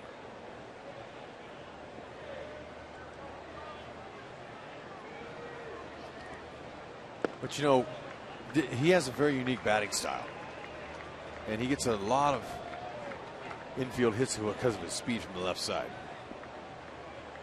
Escobar, he gets his share of infield hits too. He's got 20 this year.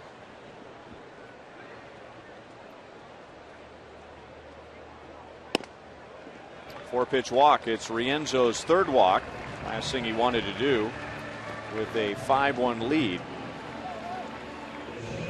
Royals have done a good job tonight of getting the leadoff man on. Now, getting that runner around to score has been a different issue, but they had a runner at second with nobody out in the second inning. They got a leadoff walk in the third, a leadoff single in the fourth, which turned into a run, and now a leadoff walk on 4 pitches to begin the fifth. Dyson was the leadoff walk back in the third inning, but was erased on a double play.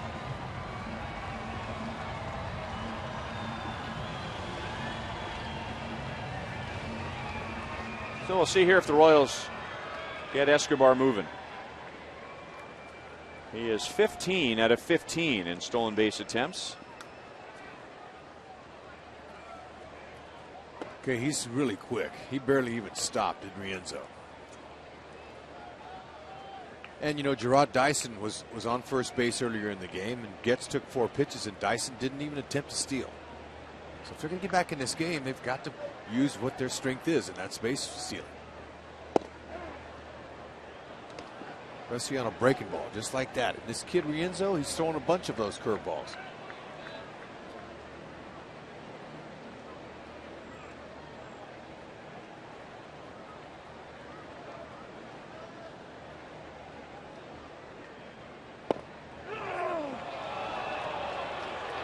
Three pitches. Dyson doesn't take a swing, and down he goes. And Tom Hallion gets to break out his trademark strike 3 called.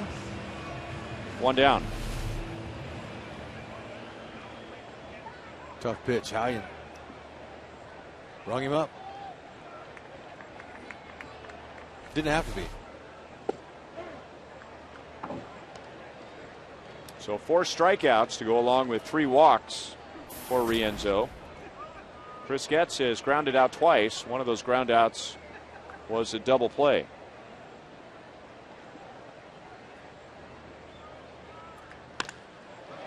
Hit well to center field, but right at De Aza, who hardly had to move. So Getz has a tough luck out. And Escobar, who led off the inning with a walk, is standing at first with 2 down. While the Royals are on the road, mark your calendar to come out to Kansas City's biggest and best party when the Kansas City Irish Fest slides into Crown Center Square over Labor Day weekend with special appearances by our own Slugger. Fans, you can get your tickets at kcirishfest.com. Make sure to get the green KC Shamrock t-shirt presented by the Irish Fest, September 17th at Kauffman Stadium.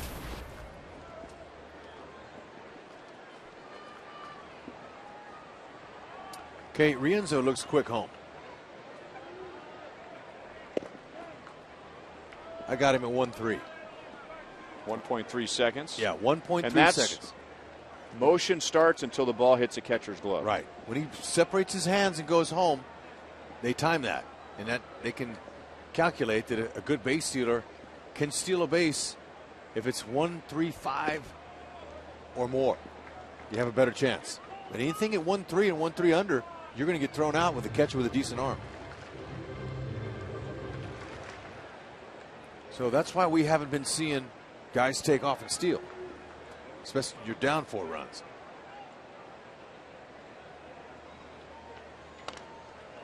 And Ned Yost is very calculating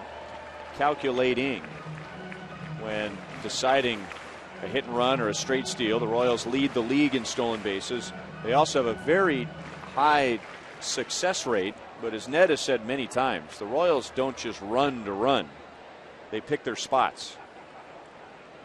And so far, they have not found the right spot to run against Rienzo. Escobar flinched. He was thinking about it. And it's fouled away by Hosmer, who has grounded out twice. And with Hosmer at the plate, 51% agree with the booth. In our Sprint Unlimited Answers poll, the most impressive statistic for Eric Hosmer, 47 multi-hit games, which is 2 off the league lead and the 3rd most in the American League. It's impressive. And you know what? If I was a pitcher throwing to Hosmer, I would be a little nervous about comebackers. Because he doesn't get cheated. He takes a hack. And that good level swing he's got, ooh. And on that topic, good to see Alex Cobb back on the mound for the Rays. 2 months after he almost lost his life. Royals were in St. Petersburg, and it was the matchup with Alex Cobb, and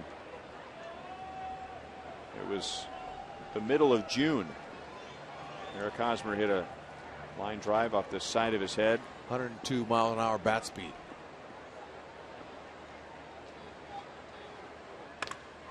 Hit hard to center field. Base hit for Hosmer.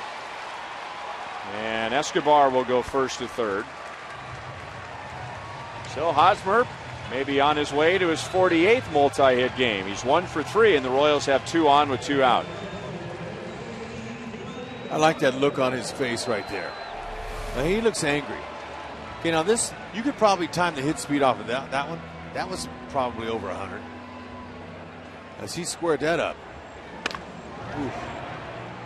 I think that is a knuckleball. You see how that ball sank down like that?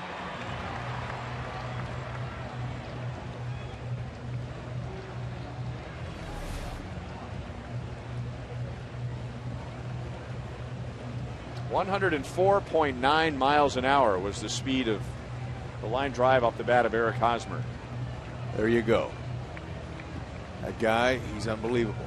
Not to mention, for glamour, that he has the longest home run distance on the average in all of baseball for his home runs this year. Now, who was it the other day? Because when I'm over on radio, we get your feed.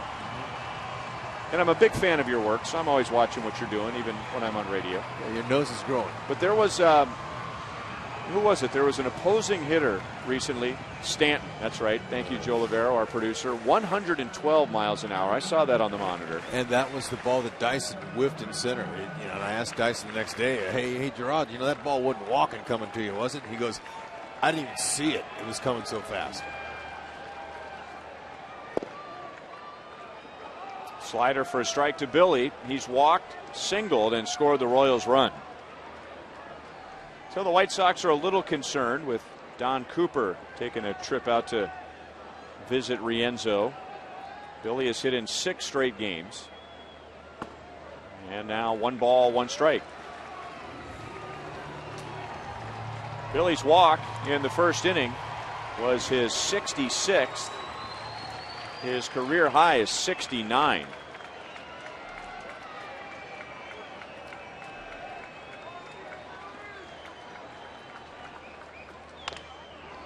Hold on the ground is short. And Ramirez will throw out Billy, and that's the inning. So the Royals strand 2, and at the end of 5, Chicago leads 5-1.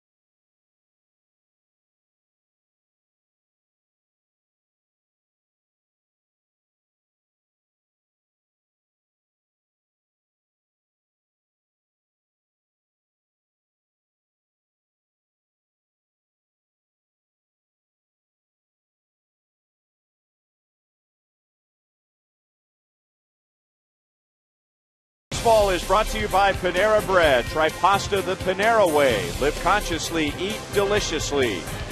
By Ford. See the new F-150 at your Midwest Ford dealer today. And by ATT UVerse TV. Check availability at 1-800-KICK-ATT. Rethink possible.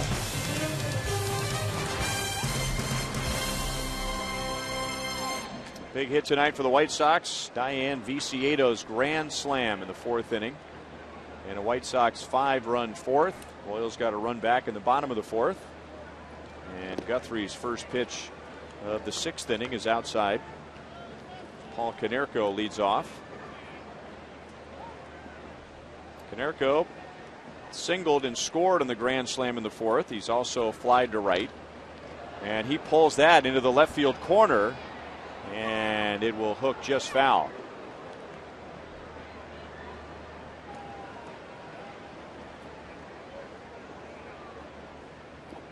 Konerko.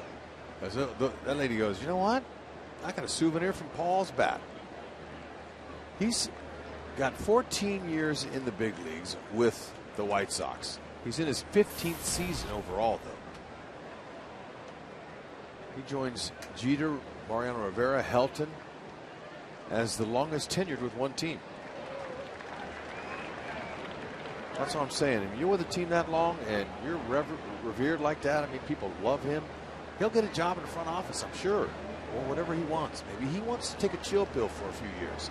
Some guys like to get away from the game and enjoy their off seasons. Spend a little time with their family, watch their kids grow up. And enjoy their summers, which they never have experienced in 14 years.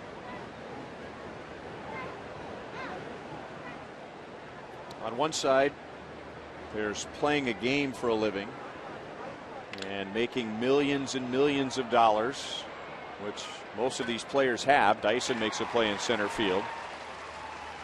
But the price you pay, the tab that comes with all of that, is what you described. Families do things in the summers. They take vacations. They have family reunions. There are weddings in the summers. That's when the kids are available to do some traveling, and all that is put on hold from March until October. And if a team makes it into the playoffs, even longer than that. I was teammates with a lot of guys. Joe looked it up, over 350. Spike Owen, it was a heck of a ball player. He played a long time. And I remember coming into the locker room one day. We're with the Angels, and I saw him. His head was down, and I'm going, "Hey, Spikey, what's up, man? You all right?" You know, my boys are in Little League, and they're wanting their daddy to come and be with them, and I can't be with them. I'm not playing here. I'm a utility guy now. I mean, I miss my kids. I want to go home. I mean, and it was emotional. I mean, I was like, "It's okay, Spikey. It's all right." Hang in there, man. But you just don't get time, especially your kid. You don't get that back. Yeah. So what I did is I was married at the time, but I just went home and said, honey, let's just wait as long as we can to have our kids. So when we do have them, I'll be out done playing ball, and I can enjoy them. Guthrie, he's got some youngsters. He's enjoying his time with them. Moved him here to Kansas City. He's enjoying them. They're in schools here. The school's already started. George Brett's a perfect example of that. I think when George retired, Jackson, his oldest, was just a baby. So he was home for most of the three boys' lives, and now two of them are away at college. And that was part of the decision process when he got back in uniform again and worked as hitting coach for 2 months. Look at the speed. Garcia, he can run. He is a power hitting corner outfielder who has some speed and turned a routine ground ball into a base hit. We talked about that in last night's game, how big he is, but he can flat fly. And Escobar, he took his time getting to it, but he put his arm on it. Still wasn't enough to get him. Ooh, man, that was a tie.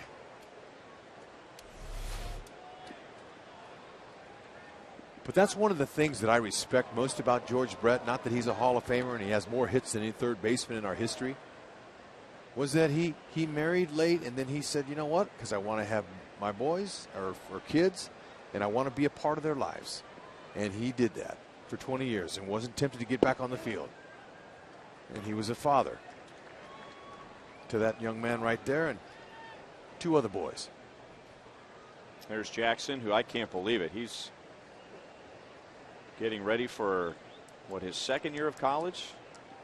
Is he a Golden Gopher? No, he's far more distinguished than that. He goes to St. Thomas, which is in St. Paul, Minnesota. Oh, okay. I knew he was up there somewhere. Very well-respected academic institution. I'm sure he's made a trip or two across the river over to the University of Minnesota. Jackson, Dylan, and Robin Brett. Three Brett boys. Gillespie has his second hit. And now the White Sox have 9 hits against Guthrie and 5 in a third innings. And they have 2 on for Viciedo, who hit a grand slam his last time up.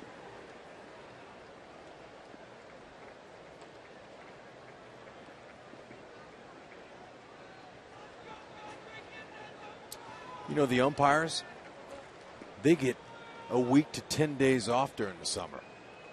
They get vacation.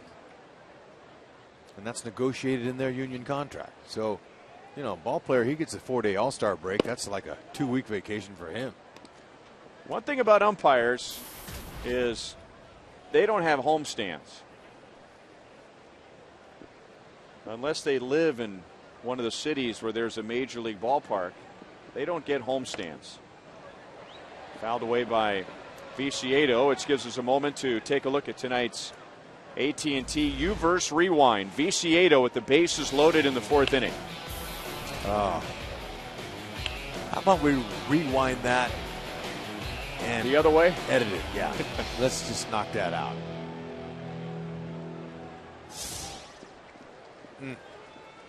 Right down the middle. Just like the barber says, I can't put the hair back on. 2-1 on Viciedo. Guthrie backed him off the dish there. I like that.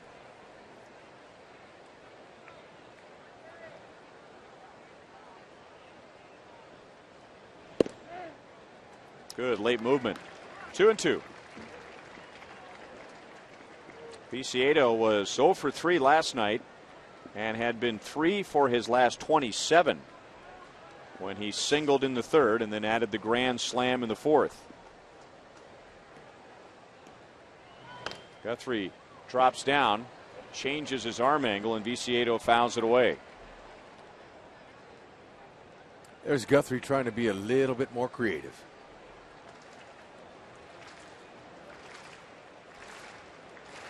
.93 pitches, and Lewis Coleman is warming up in the left field bullpen.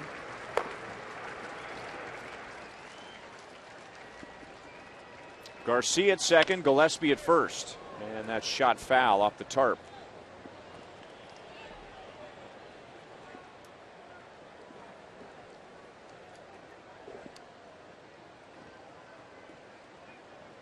By the way, nice work on the last homestand when you took a souvenir baseball to that poor little guy who got his heart broken. Oh, you know what? What happened there? The mother, his mom said, "Give it to the cousin." Was that the who ball it was? boy down the line, doing his job, making people happy when he gets a foul ball. Gave it to this little boy. This little boy gets it. He shows his parents. He's excited, and his mom says, "Give it to your cousin." And he looked at her like, "Really?" And he handed it to Kind of how the government works right now. But anyway, go ahead. So we showed it as that ball is driven.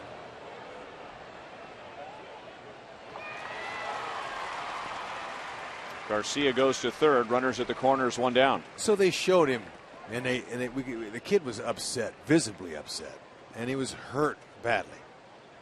So Joe Lavero, our outstanding producer, here we go. Watch this now. Just like I explained it. Right away, he's bummed. Look at how his dauber goes down, okay? And a cousin, Johnny, who's in visiting, and so I couldn't help it. So Joe let me go down. I said, I have an extra ball. Let me try it. So right away, I could feel this guy. I said, hey, I got you a ball. That was great that you gave that to your cousin.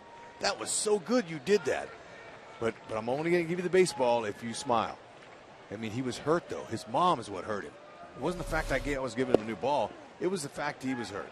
So, look, no big deal. That was a great opportunity to just go give a fan a ball, a young man. So the cousin was visiting from out of town, Yes. and mom wanted to make sure that the cousin was having a good experience. Yeah, and the parents were, and especially mom, was much more happy than he was because she knew she hurt her son's feelings. Well, good for you. Well, you know, it's good for them to be here. Those folks coming, you know, and bringing his cousin. But for him to give the ball to the cousin, he respected his mother, and he did what she said. And he ended up getting the ball for it, too.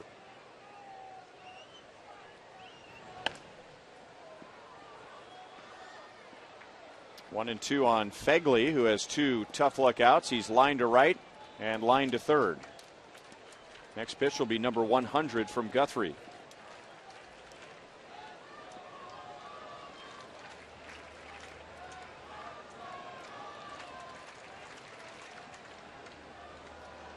Guthrie's slider's been his finish-off pitch.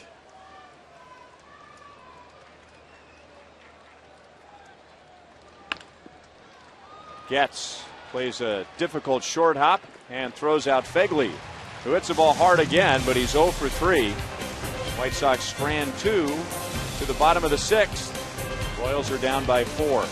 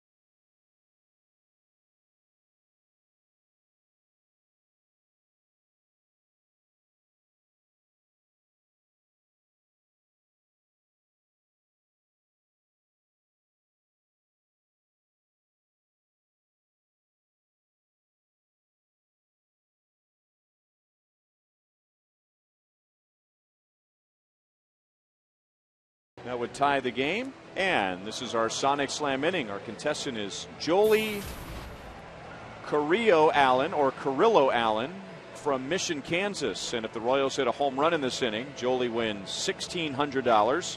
If the Royals hit a grand slam out of the park, Jolie wins $25,000 from Sonic and the Kansas City Royals.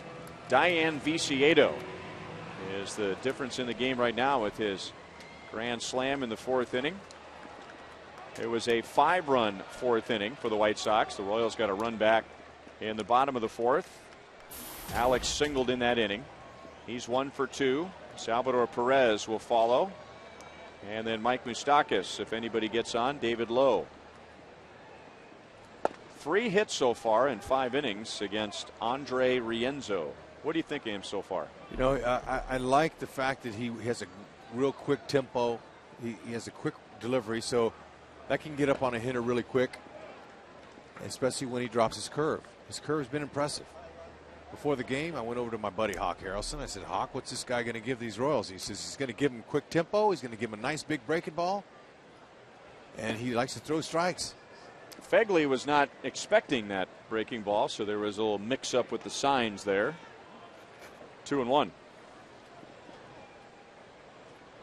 But I'm seeing a young pitcher who's gaining confidence by staying in the game. 88 pitches. His pitch count's been manageable. Starting a 3rd time through. Actually, we're the 4th hitter into the 3rd time.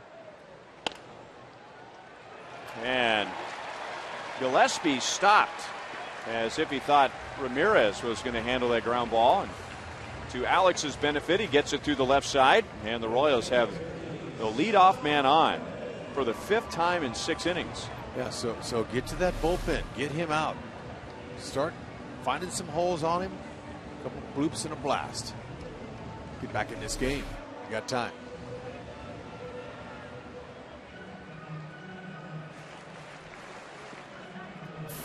Sal reached on an error in the 2nd inning, and he's flied to center field.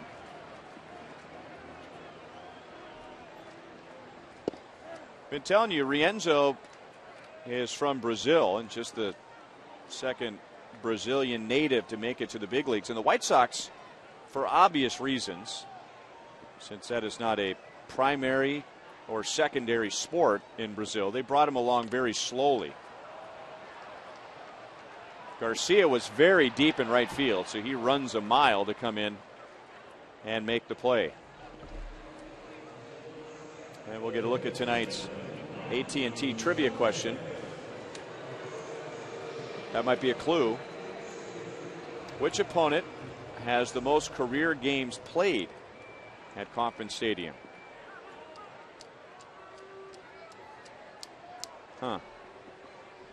Multiple choice is always dangerous. You see the names, but you just don't know.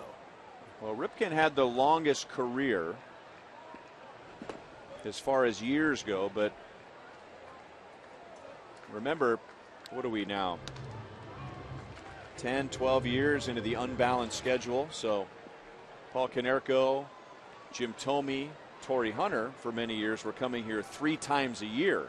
Right. So they can catch up on somebody like Cal Ripken Jr. Yep. Thome with the Cleveland Indians. And he broke in, what, 93 maybe?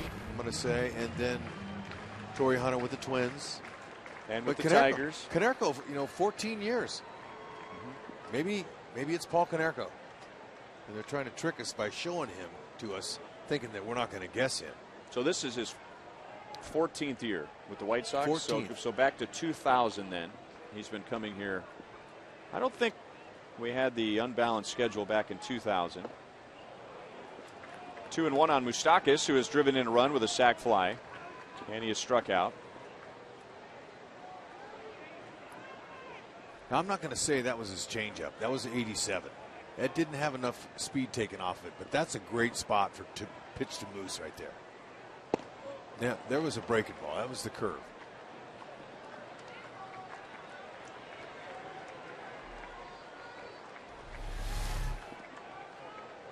That was a pitch that struck him out in the 2nd inning. And he got a little off balance. You could see him hobbling just a little bit. Hopping on that left leg. It was the left calf that knocked him out for several games going back to last Monday. He went, and Alex will move up to second base on a wild pitch. 5 strikeouts for Rienzo. So David Lowe with a runner in scoring position and 2 down. Let's go to Joel. Well, I'm sure David Lowe is not upset to be missing a giveaway night tonight in Omaha. First 1,500 fans getting a David Lowe wobblehead. That's right, not a bobblehead. A wobblehead. And I did text our buddy Mark Nasser, the voice of the Storm Chasers, and said, what is a wobblehead? He said it's like a bobblehead, but made of cardboard. Gigantic head, goes side to side. Eric Hosmer said he liked the Mike Jershely wobblehead much better than the David Lowe wobblehead, and I could see why. That's a life-size picture of Jersh, though. That's not a promotion. It's a life-size wobblehead. Yeah. A wobblehead. The best promotion I've heard since the bobbleheads have come back in. What was it, the 60s or the 70s that the bobbleheads were a big deal? Tommy John, when he was a minor league pitching coach, of course he's more famous for the surgery than his career. The Tommy John bobble arm doll. Another base hit for David Lowe with 2 outs. So he'll make it a 3-run game. That's his first hit tonight. And now it is 5-2, Chicago leading. Hey, there's a nice hit with a runner in scoring position. Something that's been rare, but they'll take it.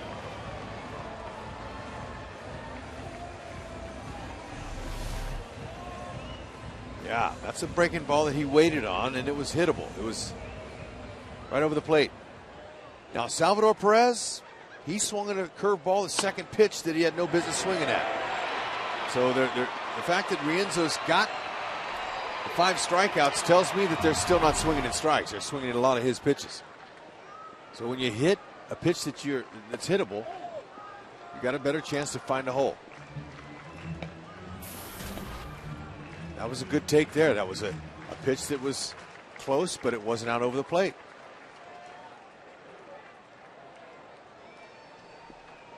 So now Rienzo is at 100 pitches. And hit on the ground to Gillespie. He'll go to second.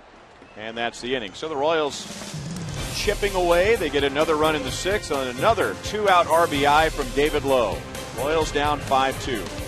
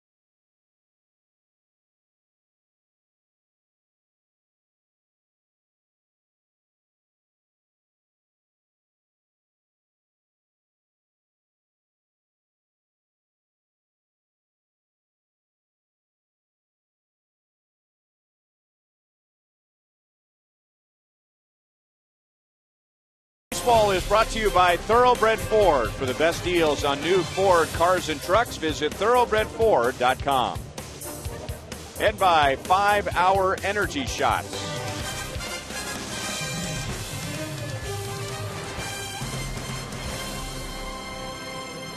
5-run fourth inning. Diane Viciedo with a grand slam. That was the big hit. And now a Chevy call to the bullpen as Lewis Coleman comes on in the 7th inning. He is still not allowed a run. 17 games this year. And that streak goes back into last year. And altogether 24 1/3 consecutive scoreless innings for Lewis Coleman. In for a strike to De Aza, who's 1 for 3. So he's got a long way to go to catch Oral Hershiser's record. Yeah. What was that? 59, 50, 58, 59? One of those numbers that you would know because it's quite high number. He passed Don Drysdale, who was on hand when Hershiser broke the record. And for years, Drysdale's streak, and it was Vin Scully, the longtime announcer, who came up with the term. It was Drysdale's string of pearls. And Oral Hershiser finally passed him. 1-2 on Alejandro De Aza. Look at that depth in that slider. It's a good one. It's a good little slider. Spots his fastball on both sides of the plate. Not overpowering fastball, but very deceptive. Yeah, that streak by Oral Hershiser was 59 innings without giving up a run. And that's as a starting pitcher. Right, I was just going to say. I don't want to take anything away from a reliever, but it's a little different an inning here and an inning there as opposed to all those starts. Yeah, and he got into a groove. That's a pretty So impressive that's what, for a starter. 8+ starts? That's pretty good. Wait a minute, I got my math wrong. Ooh.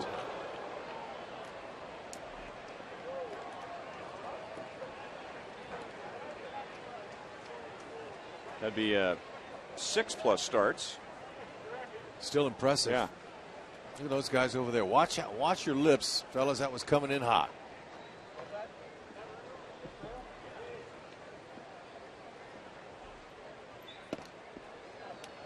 Three and 2 on De Aza.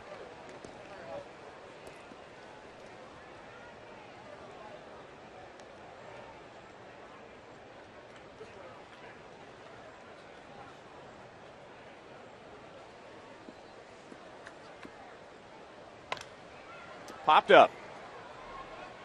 Alex is in and over into left center field to make the play. I was talking to Royals pitching coach Dave Island the other day and asking him, is this just one of those things or is this a better Lewis Coleman? He said, no, this is a better Lewis Coleman. And he has an unorthodox delivery as it is, but his setup is different this year compared to last year and the year before. As he stands now, his feet are in line with home plate, as opposed to, remember, when he would come set, that front foot was way over on the third base side of the mound. And even though he would correct that and stride more toward home plate, it took a little more effort, and he was having some difficulty getting pitches down and away to righties and down and into lefties. That pitch was out over the plate, and Gordon Beckham hits it off the fence in left field. That's his first hit. And he'll be at second base with one out. So a little mechanical change, and it's opened up the strike zone for Coleman more. And he's also added a two-seam fastball, which gives him some more movement. Yeah, you had to have that. Okay, this is a ball right on the inner half. Just a hair in. Great job by pulling your hands in to barrel that ball up. Beckham with a 16th double. Okay, watch him. This is what a hitter's seeing here. Okay, hides the ball well. Comes out, and there it is. Hiding the ball is a big part of a pitcher's delivery as far as tricking the hitter.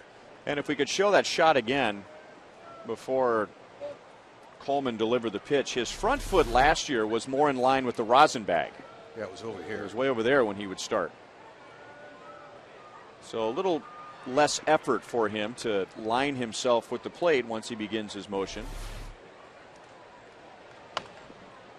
1-1 on Alexei Ramirez. Isn't it interesting? And Dave Island has had this effect on several Royals pitchers. Jeremy Guthrie is the greatest example of just a little tweak here or there. Nothing major, But sometimes a small tweak can have major results. You're right. I am impressed with what he did with Tim Collins.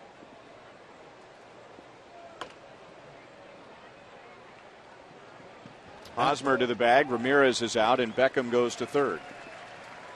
And, you know, that Tim Collins adjustment was more major than any of the other ones, because Collins, he lifted that leg way up, and he really reared back, you know, and he was putting a lot of stress on his hip.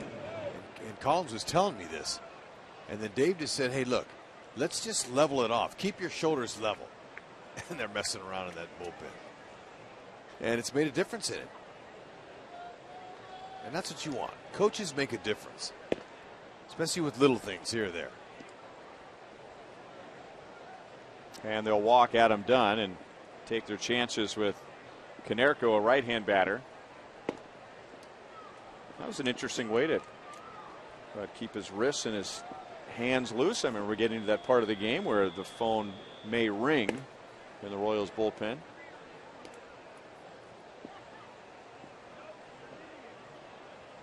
Dunn drove in a run back in the fourth inning with a single. Okay, well, you know, you see Konerko there. He's watching him intentionally walking because, you know, Dunn, his first base is open. He's a left-handed bat, big bat. Konerko's saying, you know, all right, it's not so much disrespecting me, but I got some pride here. You're going to put a guy on ahead of me, I'm going to make you pay. And competitors that have that sickness up here at this level, and a lot of them have that sickness of competing and beating your opponent. He wants to win this at-bat. And if he does, it breaks Coleman's scoreless inning streak.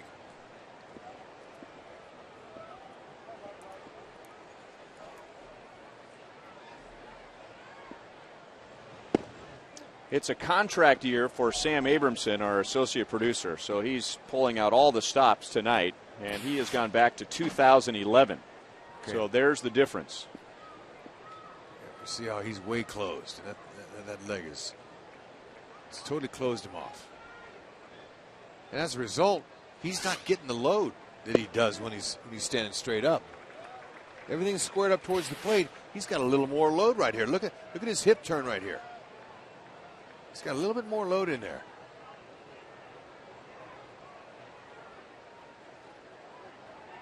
And he's not stepping as far to the third base line as he was. Escobar to second. Getz is there for the force on Dunn. So another scoreless inning for Coleman. 18 this year and 25 and a third going back to last year.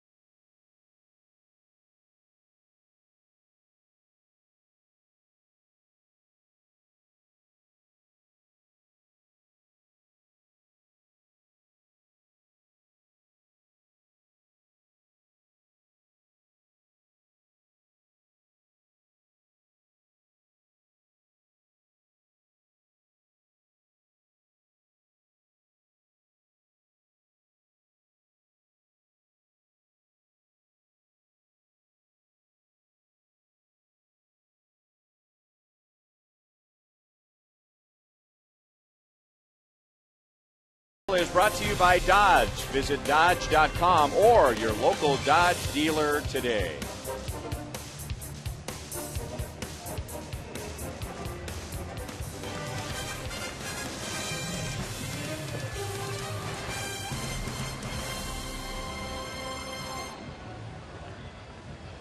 Moon has an orange shade to it tonight. Now, if we were in September or October, we'd be calling that a harvest moon, wouldn't we? I think so. Donnie Veal is on for the 7th inning after Andre Rienzo held the Royals to 2 runs in 6 innings. Kid did a pretty good job. I mean, he used his curveball effectively. He went right after hitters, and he got him to swing for the most part at his pitches. And that one big grand slam, that helped him a lot. Veal, fastball, slider change.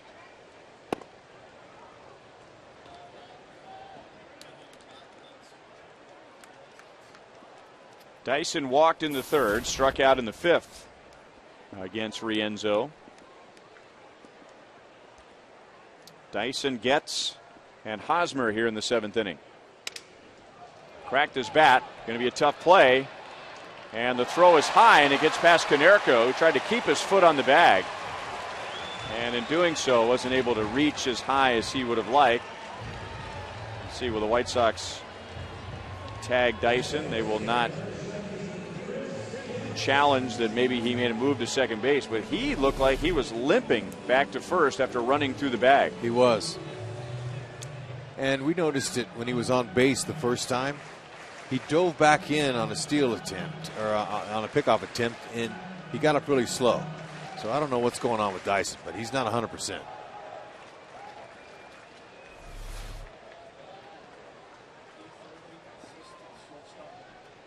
They are going to charge Konerko with an error.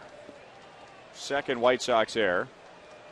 And that's been another issue for them last year.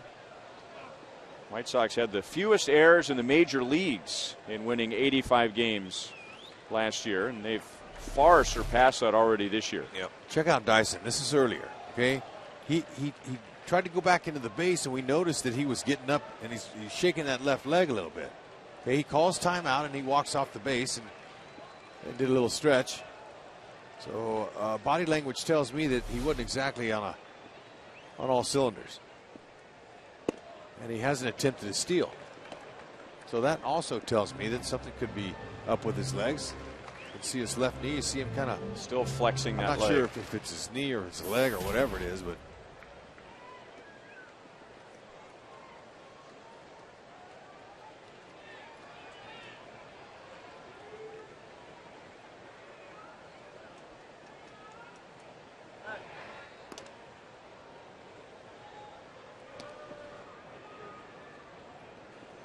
you know, there's a lot of players right now in all of baseball that have many issues going on with their bodies.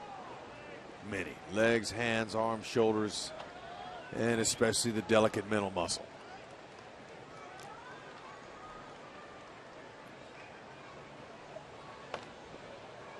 Gets fouls it back just below us. 1 ball, 2 strikes. You have to constantly talk to yourself.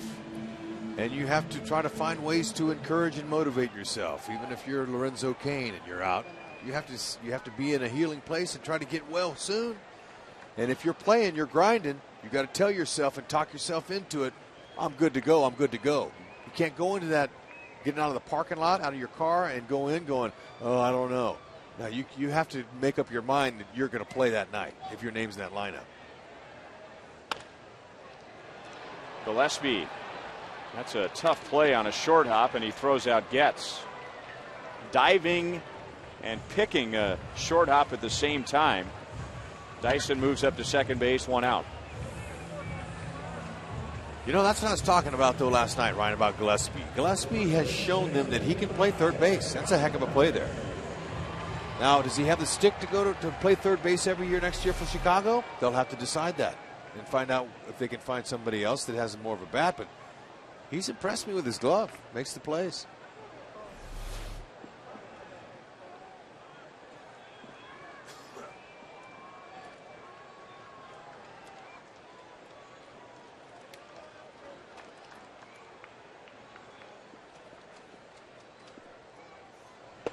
Inside to Hosmer. Eric with a solid base hit to center field in the 5th inning. He's 1 for 3. Another base hit, and he'll have 48 multi-hit games. That would tie him for second in the American League. Hosmer, a .335 hitter against lefties. Has a chance to extend that. 1-1. Fields said, though, you know what? You're going to have to hit on my terms. That was nasty. That was a good, hard fastball in the outer half.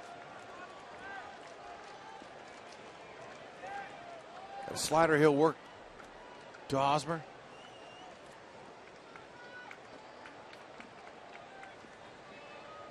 He is better than 100 points improved against lefties this year compared to his first 2 years in the big leagues. He hit .228 against lefties. And that's hit well to center. It's sinking on De Aza, but he got a pretty good break. So 2 down. And again, the Royals, they've had the leadoff man on all night, it seems. And Dyson's at second base. Billy Butler's coming up. And Robin Ventura wants to set up a righty-righty matchup.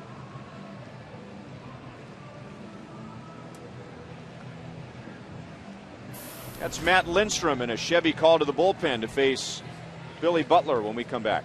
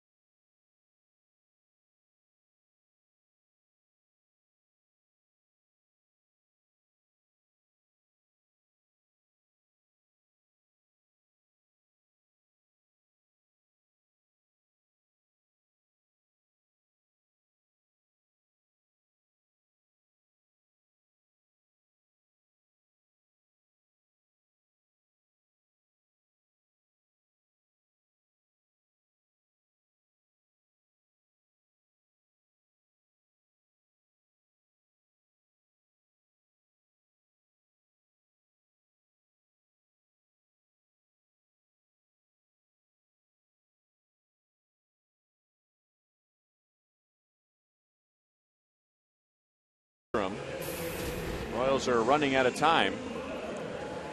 Vote for the Royals Player of the Month, sponsored by Majestic and Rally House. Vote at Rally House stores and get a chance to go on field and meet the winning player.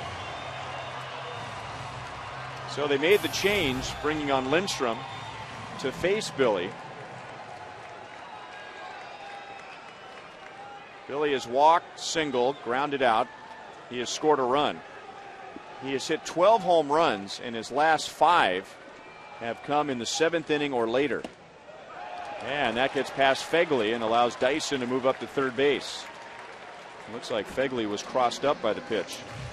It's a pass ball. Sure was.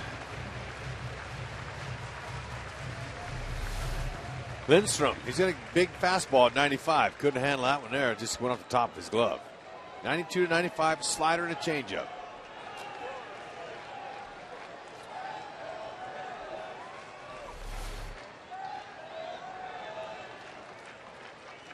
Billy's 0 for 4 lifetime against this right-hander. 2-0.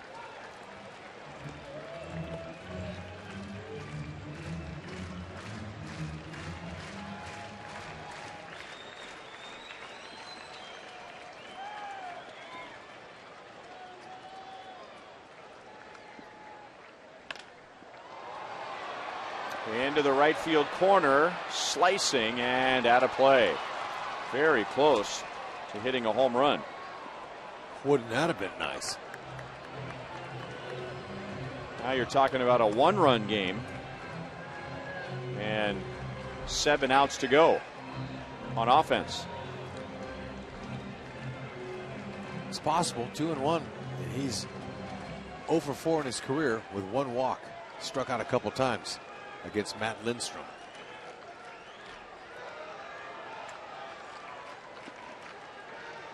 Dyson reached on an error. Went to second on a ground ball and to third on a pass ball. Back to Lindstrom. And Billy showing his frustrations as he's laid out of the box and thrown out to end the inning. So leadoff man on again. The Royals are unable to get Dyson home, and we head to the 8th. It's still a 5-2 game.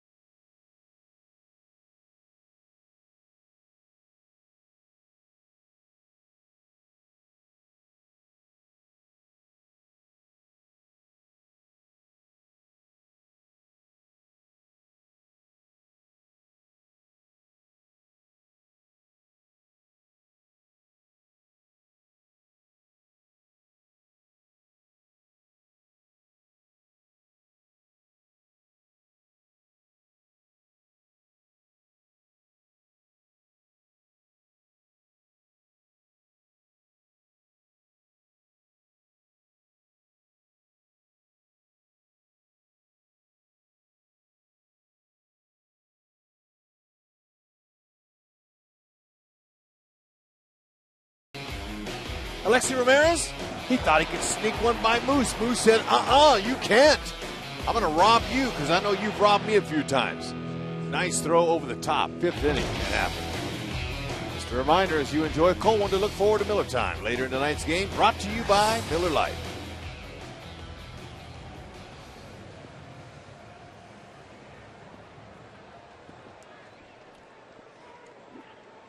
So Coleman stays on for the 8th. Garcia, Gillespie, Viciedo coming up. White Sox still living on a 5-run 4th inning. Dunn drove in a run. Viciedo 4 with a grand slam. Garcia, who's a great athlete, and the White Sox are hoping, they are banking on the fact that he will develop into a power hitting corner outfielder, but he can run, and he turned a routine ground ball to short into a single in the 6th inning. Yeah, fine athlete. And he will develop power as you go along. And especially if he gets in that everyday lineup like he's going to finish the season, barring any injuries, he'll gain a lot of experience this year. And then they'll give him a spot, I'm sure, coming in. Good young talent, big guy. We talked about him. Big, 6'4", 245. He's a put-together guy. And believe me, Detroit didn't want to get rid of him, but they had a greater need in that infield. And they got a pretty good one in Iglesias.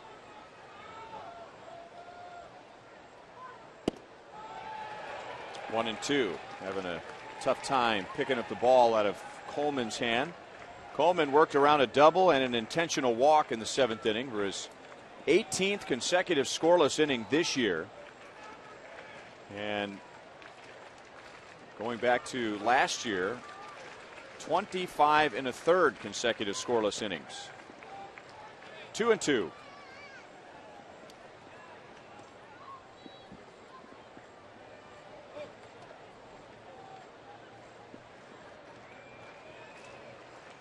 That is Nate Jones getting ready for the bottom of the 8th inning.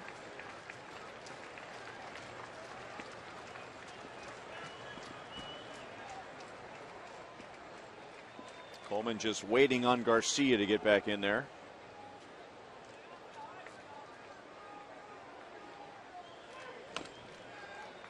Still 2 and 2.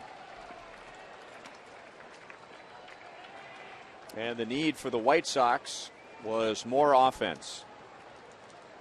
Now, injuries have played a big role. They've used the disabled list 12 times this year, but they have gone from 4th in the league in runs scored to last, and 3rd in the league in home runs to 13th.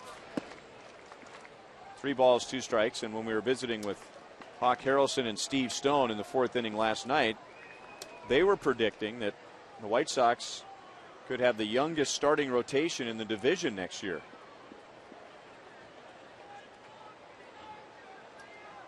So young pitching and trying to find some more offense to support that pitching.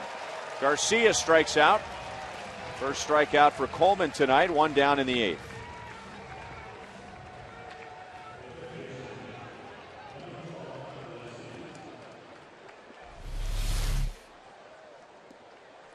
Coleman challenging right there above the belt.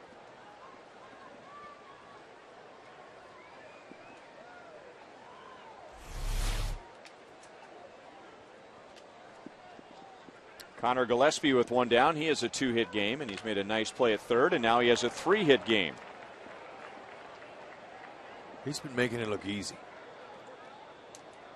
When you're on top of your game, you're not having to muscle up. You're not having to have, big swings. You just meet the ball. Find holes. It's amazing how it happens. Can't explain it when you get going good, although hitters will tell you, I'm seeing the ball really well. But when things are going bad, you're trying too hard. Just, strangest thing. People can't explain it. Hitters can, or they would never go into a slump. Well, and it's just so counter our culture. In just about any other walk of life, if things are going well, you try harder, right? You work harder. You try and do more. And in this game, that's just not the way it works, at least when it comes to swinging a bat. My grandpa was from West Texas, and he was a big hunter. And he was really, really keen on, he called it biorhythms. He would say, son, you had a pretty good season this year. Your biorhythms were working good. You have a night where you get 4 or 5 hits, your biorhythms are on. And you have to look up what biorhythms mean, but he talked about that a lot.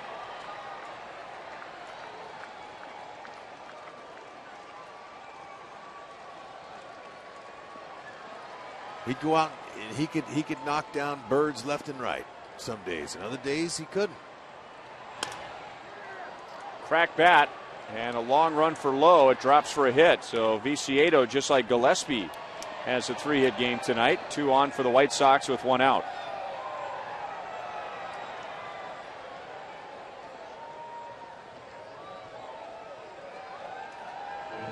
Biorhythm. An attempt to predict various aspects of a person's life through simple mathematical cycles. Interesting. Well, that sheds a lot of light on that. Yeah, intellectual cycles on a daily basis. Mendoza's up. Dave Island's out there trying to talk him into a little ground ball double play. Okay, this makes sense. Here's what your grandfather was talking about. Okay. According to believers in biorhythms, a person's life is influenced by rhythmic biological cycles that affects one ability, such as mental, physical, and emotional activity. So it was a good cycle for you. Everything in your life was a good cycle, but not all the time. It came and went. Right. He would tell. Yeah. Interesting. So it wasn't just the way you were playing baseball, but maybe he was suggesting that other things were going on in your life that helped your baseball. Josh Fegley has about an impressive 0 for 4 as you can have.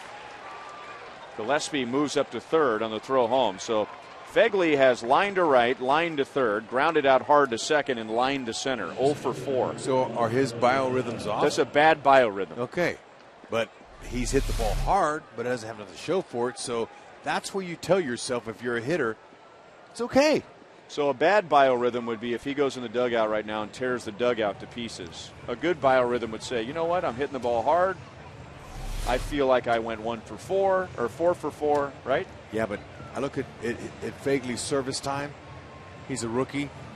he ain't doing it. He's not saying, oh, I had a good game. He's snapping. He's going up the tunnel and snapping. That's what young guys do. 2 on, 2 out. Luis Mendoza replaces Lewis Coleman. Somehow.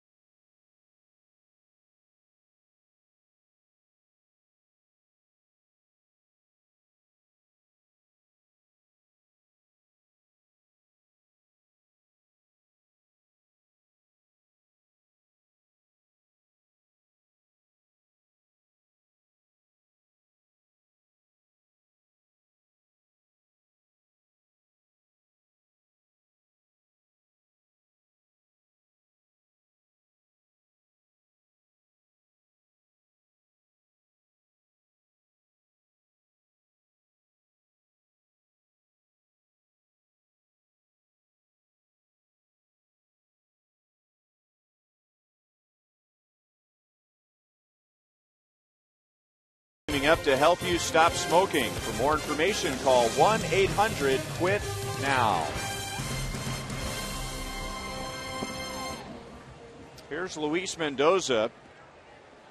And Mendoza appeared in the game on Sunday at Detroit.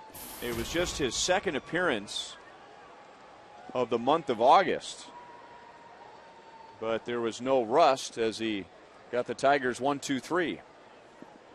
So making his 20th appearance.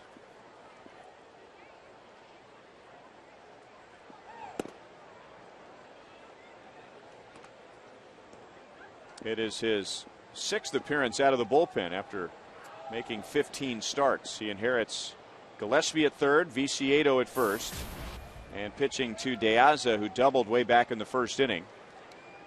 He is 1 for 4. De Aza also lost a hit on a nice sliding play by Alex Gordon in left field. Sinkers get hitters to foul balls off their toes and their shins. And that's why some hitters use a shin guard. Why not? It's like one of those soccer pads that kids wear underneath their socks, but they put them on the outside there. Keeps them from getting beat up by that ball. That sinker baller, ball's going down, so hitters hit the top of the ball. He's got a big curveball and a changeup that he uses.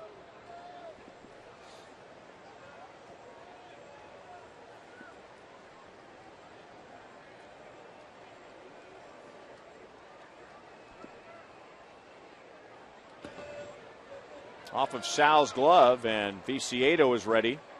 He'll move up to second base. That's a wild pitch, and puts 2 in scoring position for De Aza.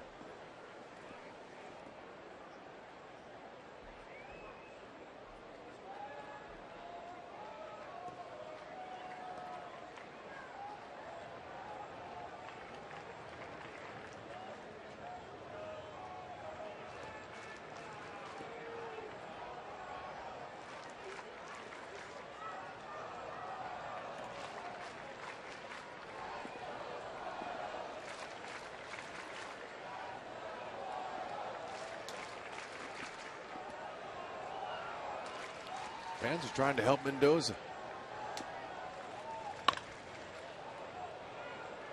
2-2. The attendance hasn't been much different from last year, and weather had something to do with it in the early months. But in my opinion, I will tell the energy is different in the ballpark this year. You really notice the fans' attention to detail. Certain things aren't so subtle anymore. The fans that are coming out are noticing some of the things that they would not react to in years past. Off the end of the bat and squibbed out to Escobar. So Diaz is out. Mendoza comes out of the pen. White Sox strand 2 to the bottom of the 8th. Royals are still down by 3.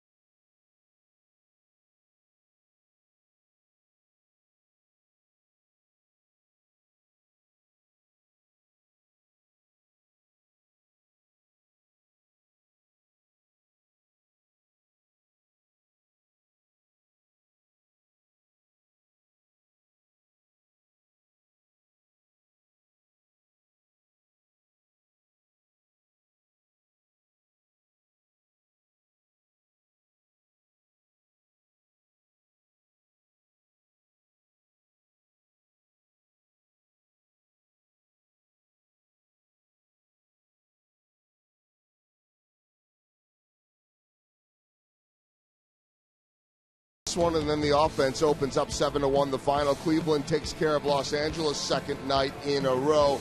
Tampa Bay loses to Baltimore. A couple teams playing games with playoff implications. Other action around baseball affecting the wild card race. Seattle beats wild card contender Oakland. Toronto loses to the Yankees. Alfonso Soriano at it again. And Houston right now losing to Texas. Our Mazda game break takes us to Baltimore, and Adam Jones, I think he got all of that one. Those are some serious biorhythms, guys. Joel's listening. That was like a Tom Watson shot off the tee. Right down the fairway. Good to see him here tonight. And when we do see him here at the ballpark, no surprise to see him with a Royals cap on. Yep, and always a royal blue shirt. He signed our wall up here, too. It's pretty cool that we have his signature up here in our booth.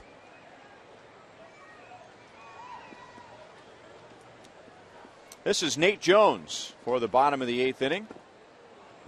1-2 against Alex. Alex has a 2-hit game and a run scored. Nate Jones trying to set things up for Addison Reed. We just pulled the string on him. He's got a pretty good curveball. Fastball is going to reach 89 at times, but he's comfortable in the mid-90s. Ooh, look at that one. That's a little slider there. That was nasty.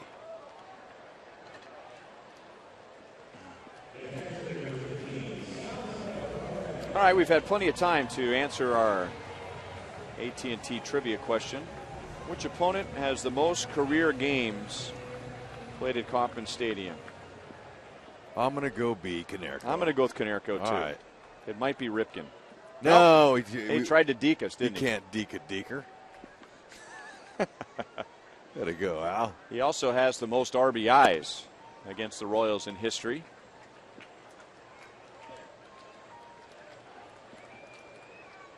He has the 3rd most home runs against the Royals in history, trailing Alex Rodriguez and Jim Thome. Yeah, I just noticed that he's wearing the number of the years he's played for the White Sox.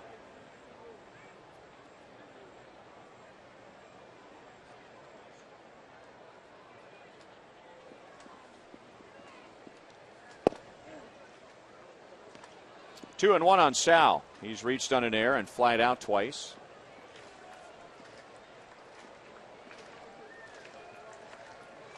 There was a period of dominance for the White Sox against the Royals. Off the plate, and Jones throws it high, and Konerko saved it from going to the tarp, but Perez is safe with one out. And it's a base hit. Sal's first hit of the night. Okay, now the chopper like that, when you smell a hit, you're going to run. And he lost a little bit of his equipment. And he's digging for it.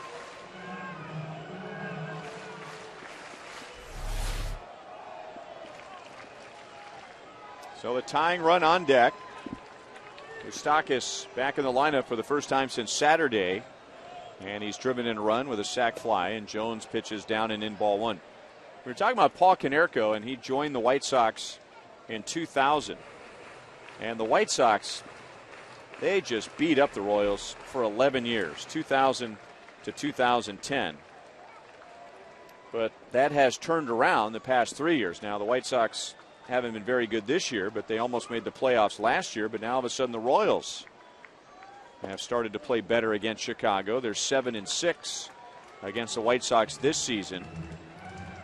And last year, the Royals were 12-6 against Chicago. And as we talked about last night and a few times this year, the Royals were as responsible as any team in keeping the White Sox out of the playoffs a year ago. Yeah, 2-1. So believe me, the White Sox, they remember, because most of these guys were on the team last year, and they're saying, you know what? Okay, it's our turn now. We're gonna try to take you guys out, and they're doing it. Catching the Royals at a good time offensively, they're pretty flat. 2-2. White Sox actually spent more time in first place last year than the Tigers did. They were in first place for 117 days. They had a 3-game lead on September the 17th after winning a game in Detroit. They came here and lost 3 out of 4. Then they were swept in Anaheim. And that was the beginning of the end. Still 2-2 on Moustakas. Okay, he got around on that 98.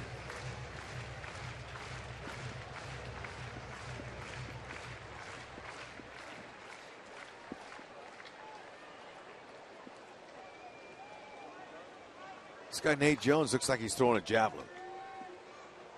His arm angle is pretty funky when he comes out. Ooh, 3-2. That was a pretty good pitch. Give Moustakas some credit for laying off that pitch, and it was still very close to the strike zone. Or in it. 91 miles an hour with movement like that.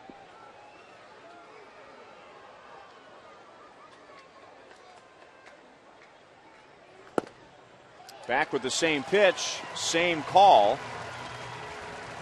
And that means the tying run comes to the plate. So with one out, an infield single and a walk. And before Nate Jones gets to David Lowe, he's going to hear from his pitching coach, Don Cooper.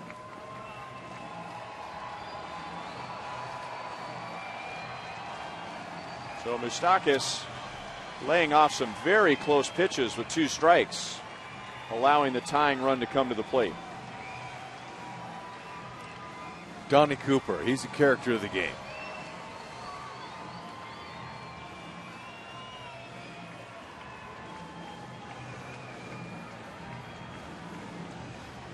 He's in his 11th full season as a pitching coach.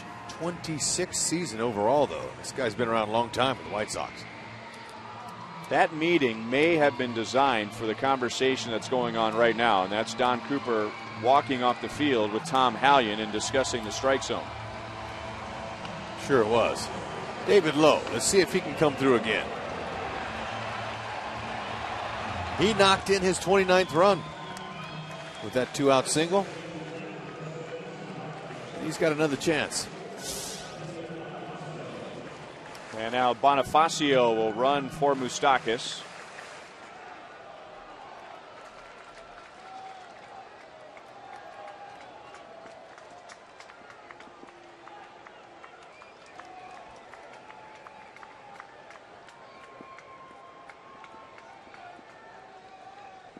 So David Lowe 1 for 3 tonight with an RBI and 0 for 3 in his career against Nate Jones. 97 with some late movement, 0-1.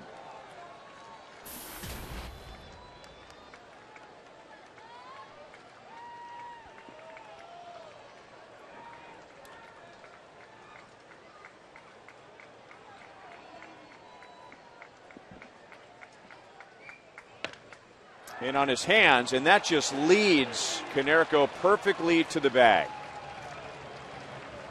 Couldn't have asked for a better setup for the White Sox. That's their second double play of the game, and the Royals end up scoreless in the 8th. You gotta be bleeping me.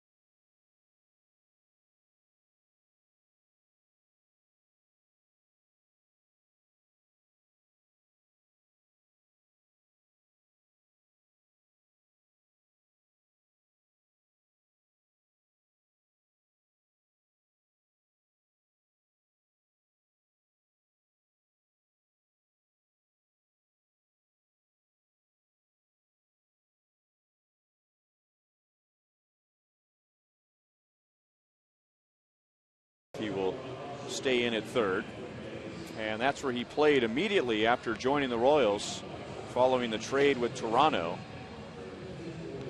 The Royals have used him at third base, second base, center field. Mendoza got the final out of the 8th, and in the 9th he'll get Beckham, Ramirez, and Dunn. Gordon Beckham is 1 for 4 with a 7th inning double. He homered in last night's game. The White Sox won that one 2-0. White Sox had scored 5 runs in their previous 4 games against the Royals. 5 runs total, that is, and now they have 5 tonight. In fact, all 5 runs in 1 inning. Adam Dunn drove in 1 in the 4th. Diane Viciedo hit a grand slam in that 5-run 4th inning.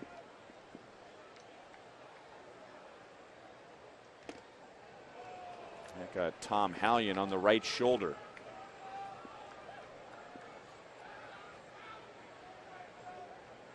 So the courtesy thing to do for the catcher, who gets hit all the time, Salvador, is to give Hallion a break, walk the ball out to the mound, talk to the pitcher, even though there's not much to talk about.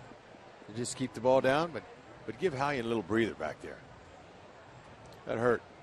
And the reverse is true. When a catcher gets dinged like that, the home plate umpire will think of a reason to go out and dust off home plate. He will walk the new baseball out to the pitcher.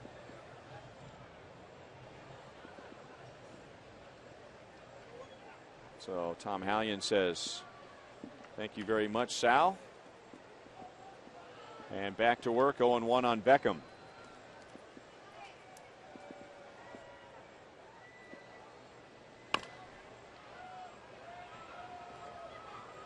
Getz throws him out, 1 down in the 9th.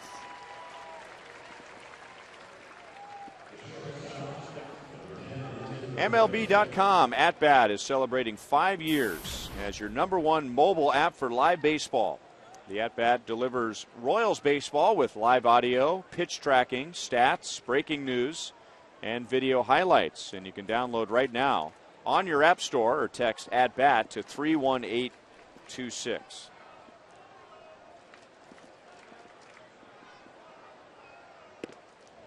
Ball 1-2 Ramirez. He doubled and scored in that 5-run fourth inning.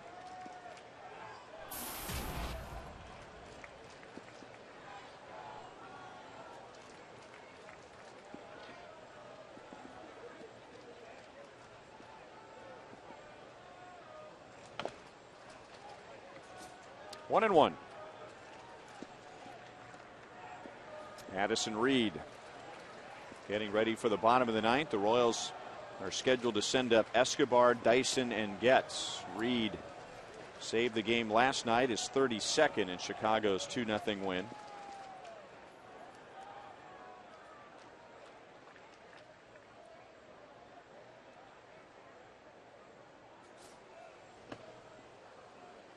Two and one.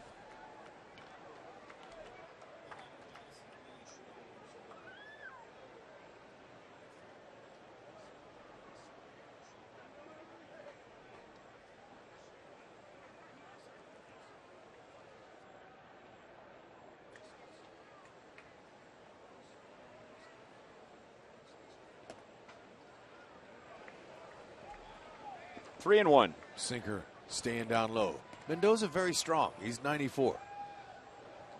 He should be strong. But sometimes a sinker baller, less is more. A little less velocity.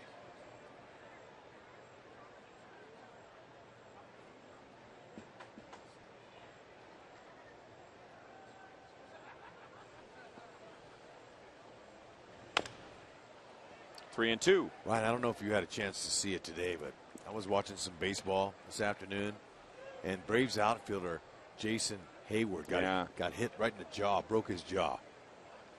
Out 4 to 6 weeks, maybe the rest of the regular season. It was ugly. And the ball just got away from Jonathan Neese. Tough break there for the Braves.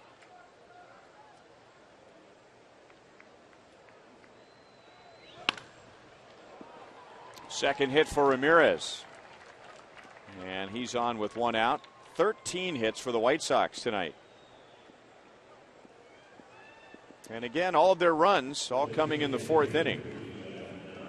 And here's the gentleman that drove in the first run. So it looked like a harmless inning for a while. Adam Dunn with a single to center, driving in Ramirez.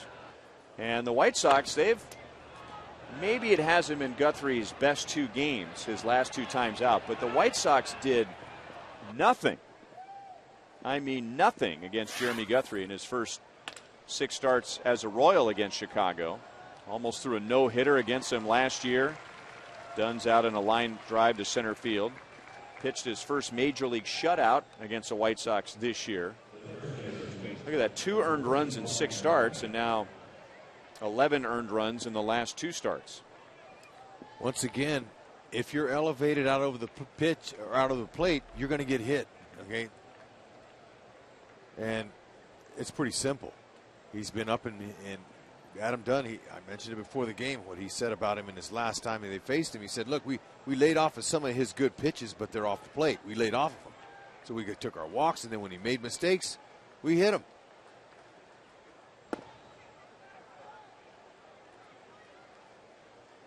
All comes down to execution. And when a pitcher dominates a team like Guthrie did the White Sox, they're going to spend a little more time each time they face Guthrie. Maybe have a few more guys on the job watching the videotape, trying to pick up something. That's right. I mean, there were games they just had no chance against Guthrie. I remember watching him last season against them, and they were lost, but he was executing his pitches. And when you mentioned that about seeing what they can figure out, a lot of guys are watching in the dugout saying, "Hey, let's look for some tendencies from him. Is he wiggling his glove? Does he wiggle his finger? Does he keep it out of his glove?" I mean, little things they look for to try to pick up, to try to give you some kind of edge to beat a guy that's been dominating you.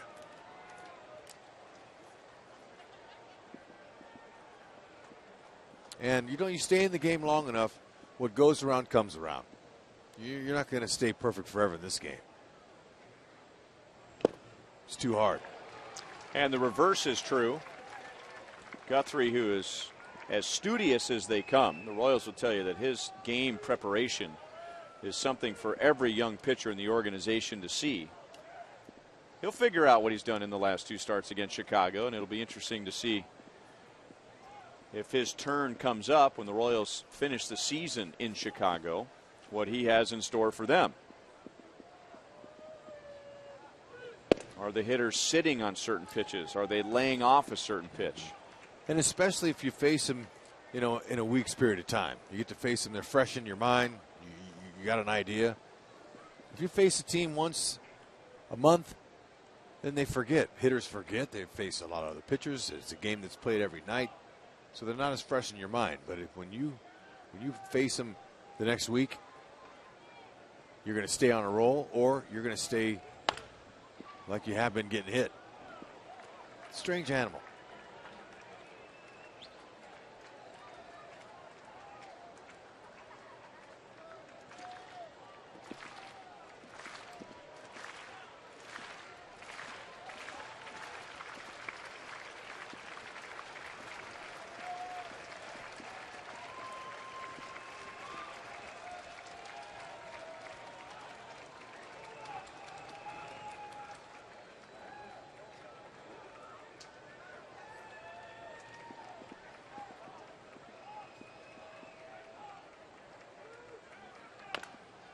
Another foul ball with Ramirez running, still 3-2. Final game of the series is tomorrow night. James Shields against lefty Jose Quintana. And then the Nationals are in town for a 3-game weekend series. And if you look at your original schedule, it will tell you that this upcoming Monday is an off day, but that is a makeup game against the Rays. Game that was lost to weather back in early May. Konerko walks, and that puts 2 on for Garcia.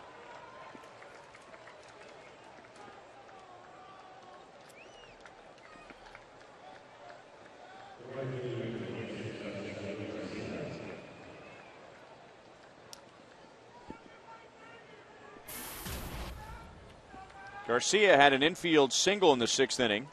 1 hit tonight, 3 hits last night. Good speed at second base in Ramirez. No speed at first in Paul Konerko.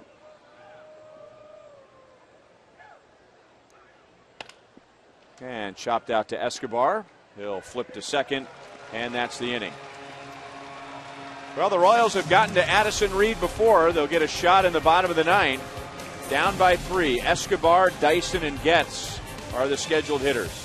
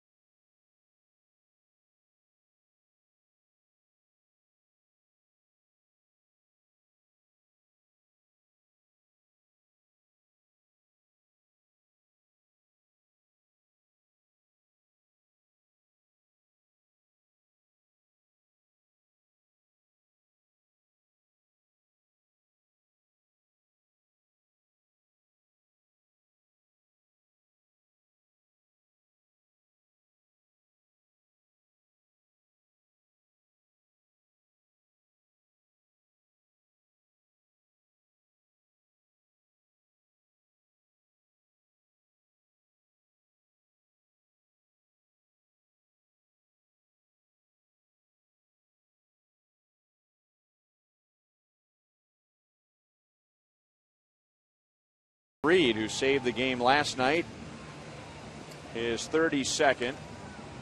Royals got off to a good start. They had the tying run at the plate on 3 different occasions after Butler opened the inning with a single. But Reed was able to get Gordon, Perez, and Maxwell to end the game. Okay, as a closer here, has been kind of stingy. There's a little girl enjoying her time with her daddy. Hopefully they can get to him here, Addison Reed. 93 to 96 mile an hour fastball. He'll cut it. He's got a slider and a changeup.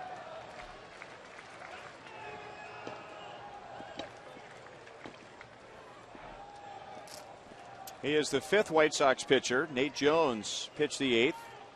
Worked around a walk and a single. And Reed misses inside, ball 1.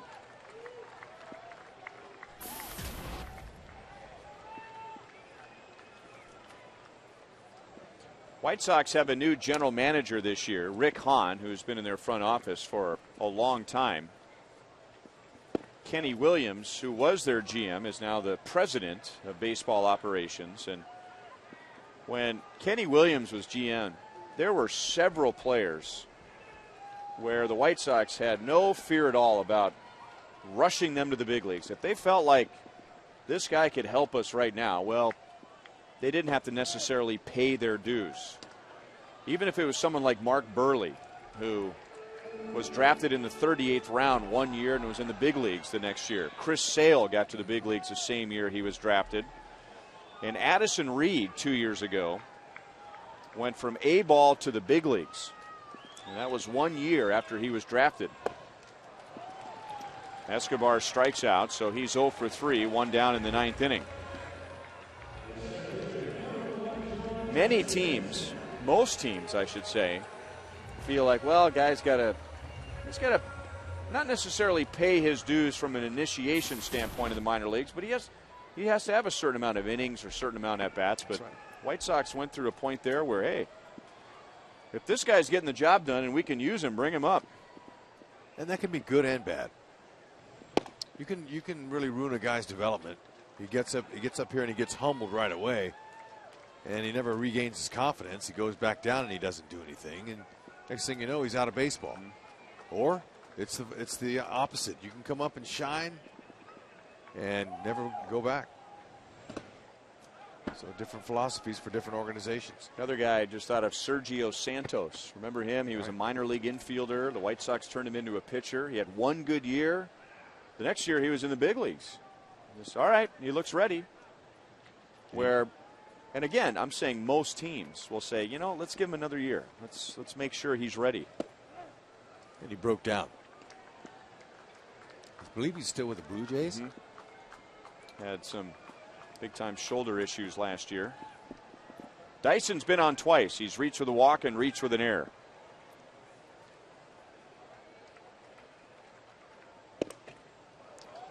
Two and two. Dyson may have nicked Fegley with his follow-through.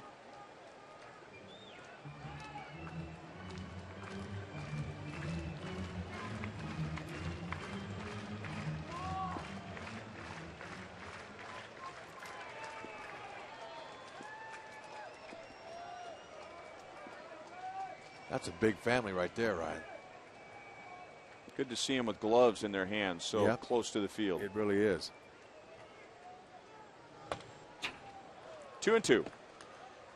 And they've got to be in school somewhere. School's already in for most kids here. Look at 1, 2, 3, 4, 5. That's 6 kids in that family, looks like to me. Maybe that's the babysitter. I don't know. That could be mom or sister. It could be. But could be 6 kids. Yeah.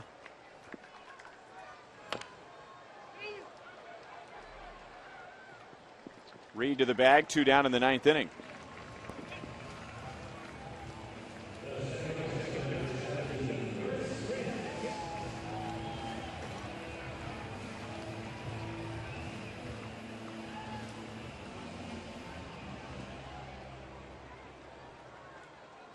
Getz is 0 for 4. That includes a line out to center field and a very good play at third base on a dive by Gillespie.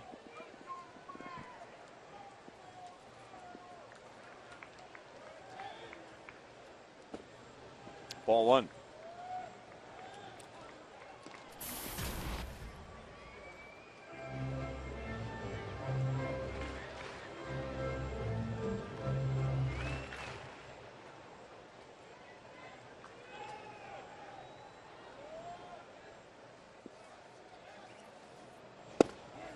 And Reed throws a strike. Addison Reed, it's not a big deal now. It was several years ago.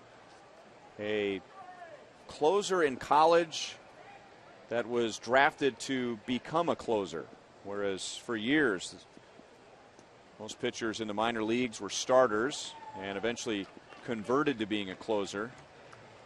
I think of Chad Cordero in college, Houston Street in college, where now, and this is a change in philosophy by a lot of teams, that, hey, if they can close games in college, then they can close games in professional baseball, and Addison Reed was a very good closer at San Diego State. On the ground to Beckham. So the White Sox have won the series. They have won 5 in a row for the first time this year. That man had the big hit, a grand slam in a 5-run fourth inning. And the Royals have now lost 7 of their last 9 games. Here's the Ford play of the game. Yep, and it was a cookie.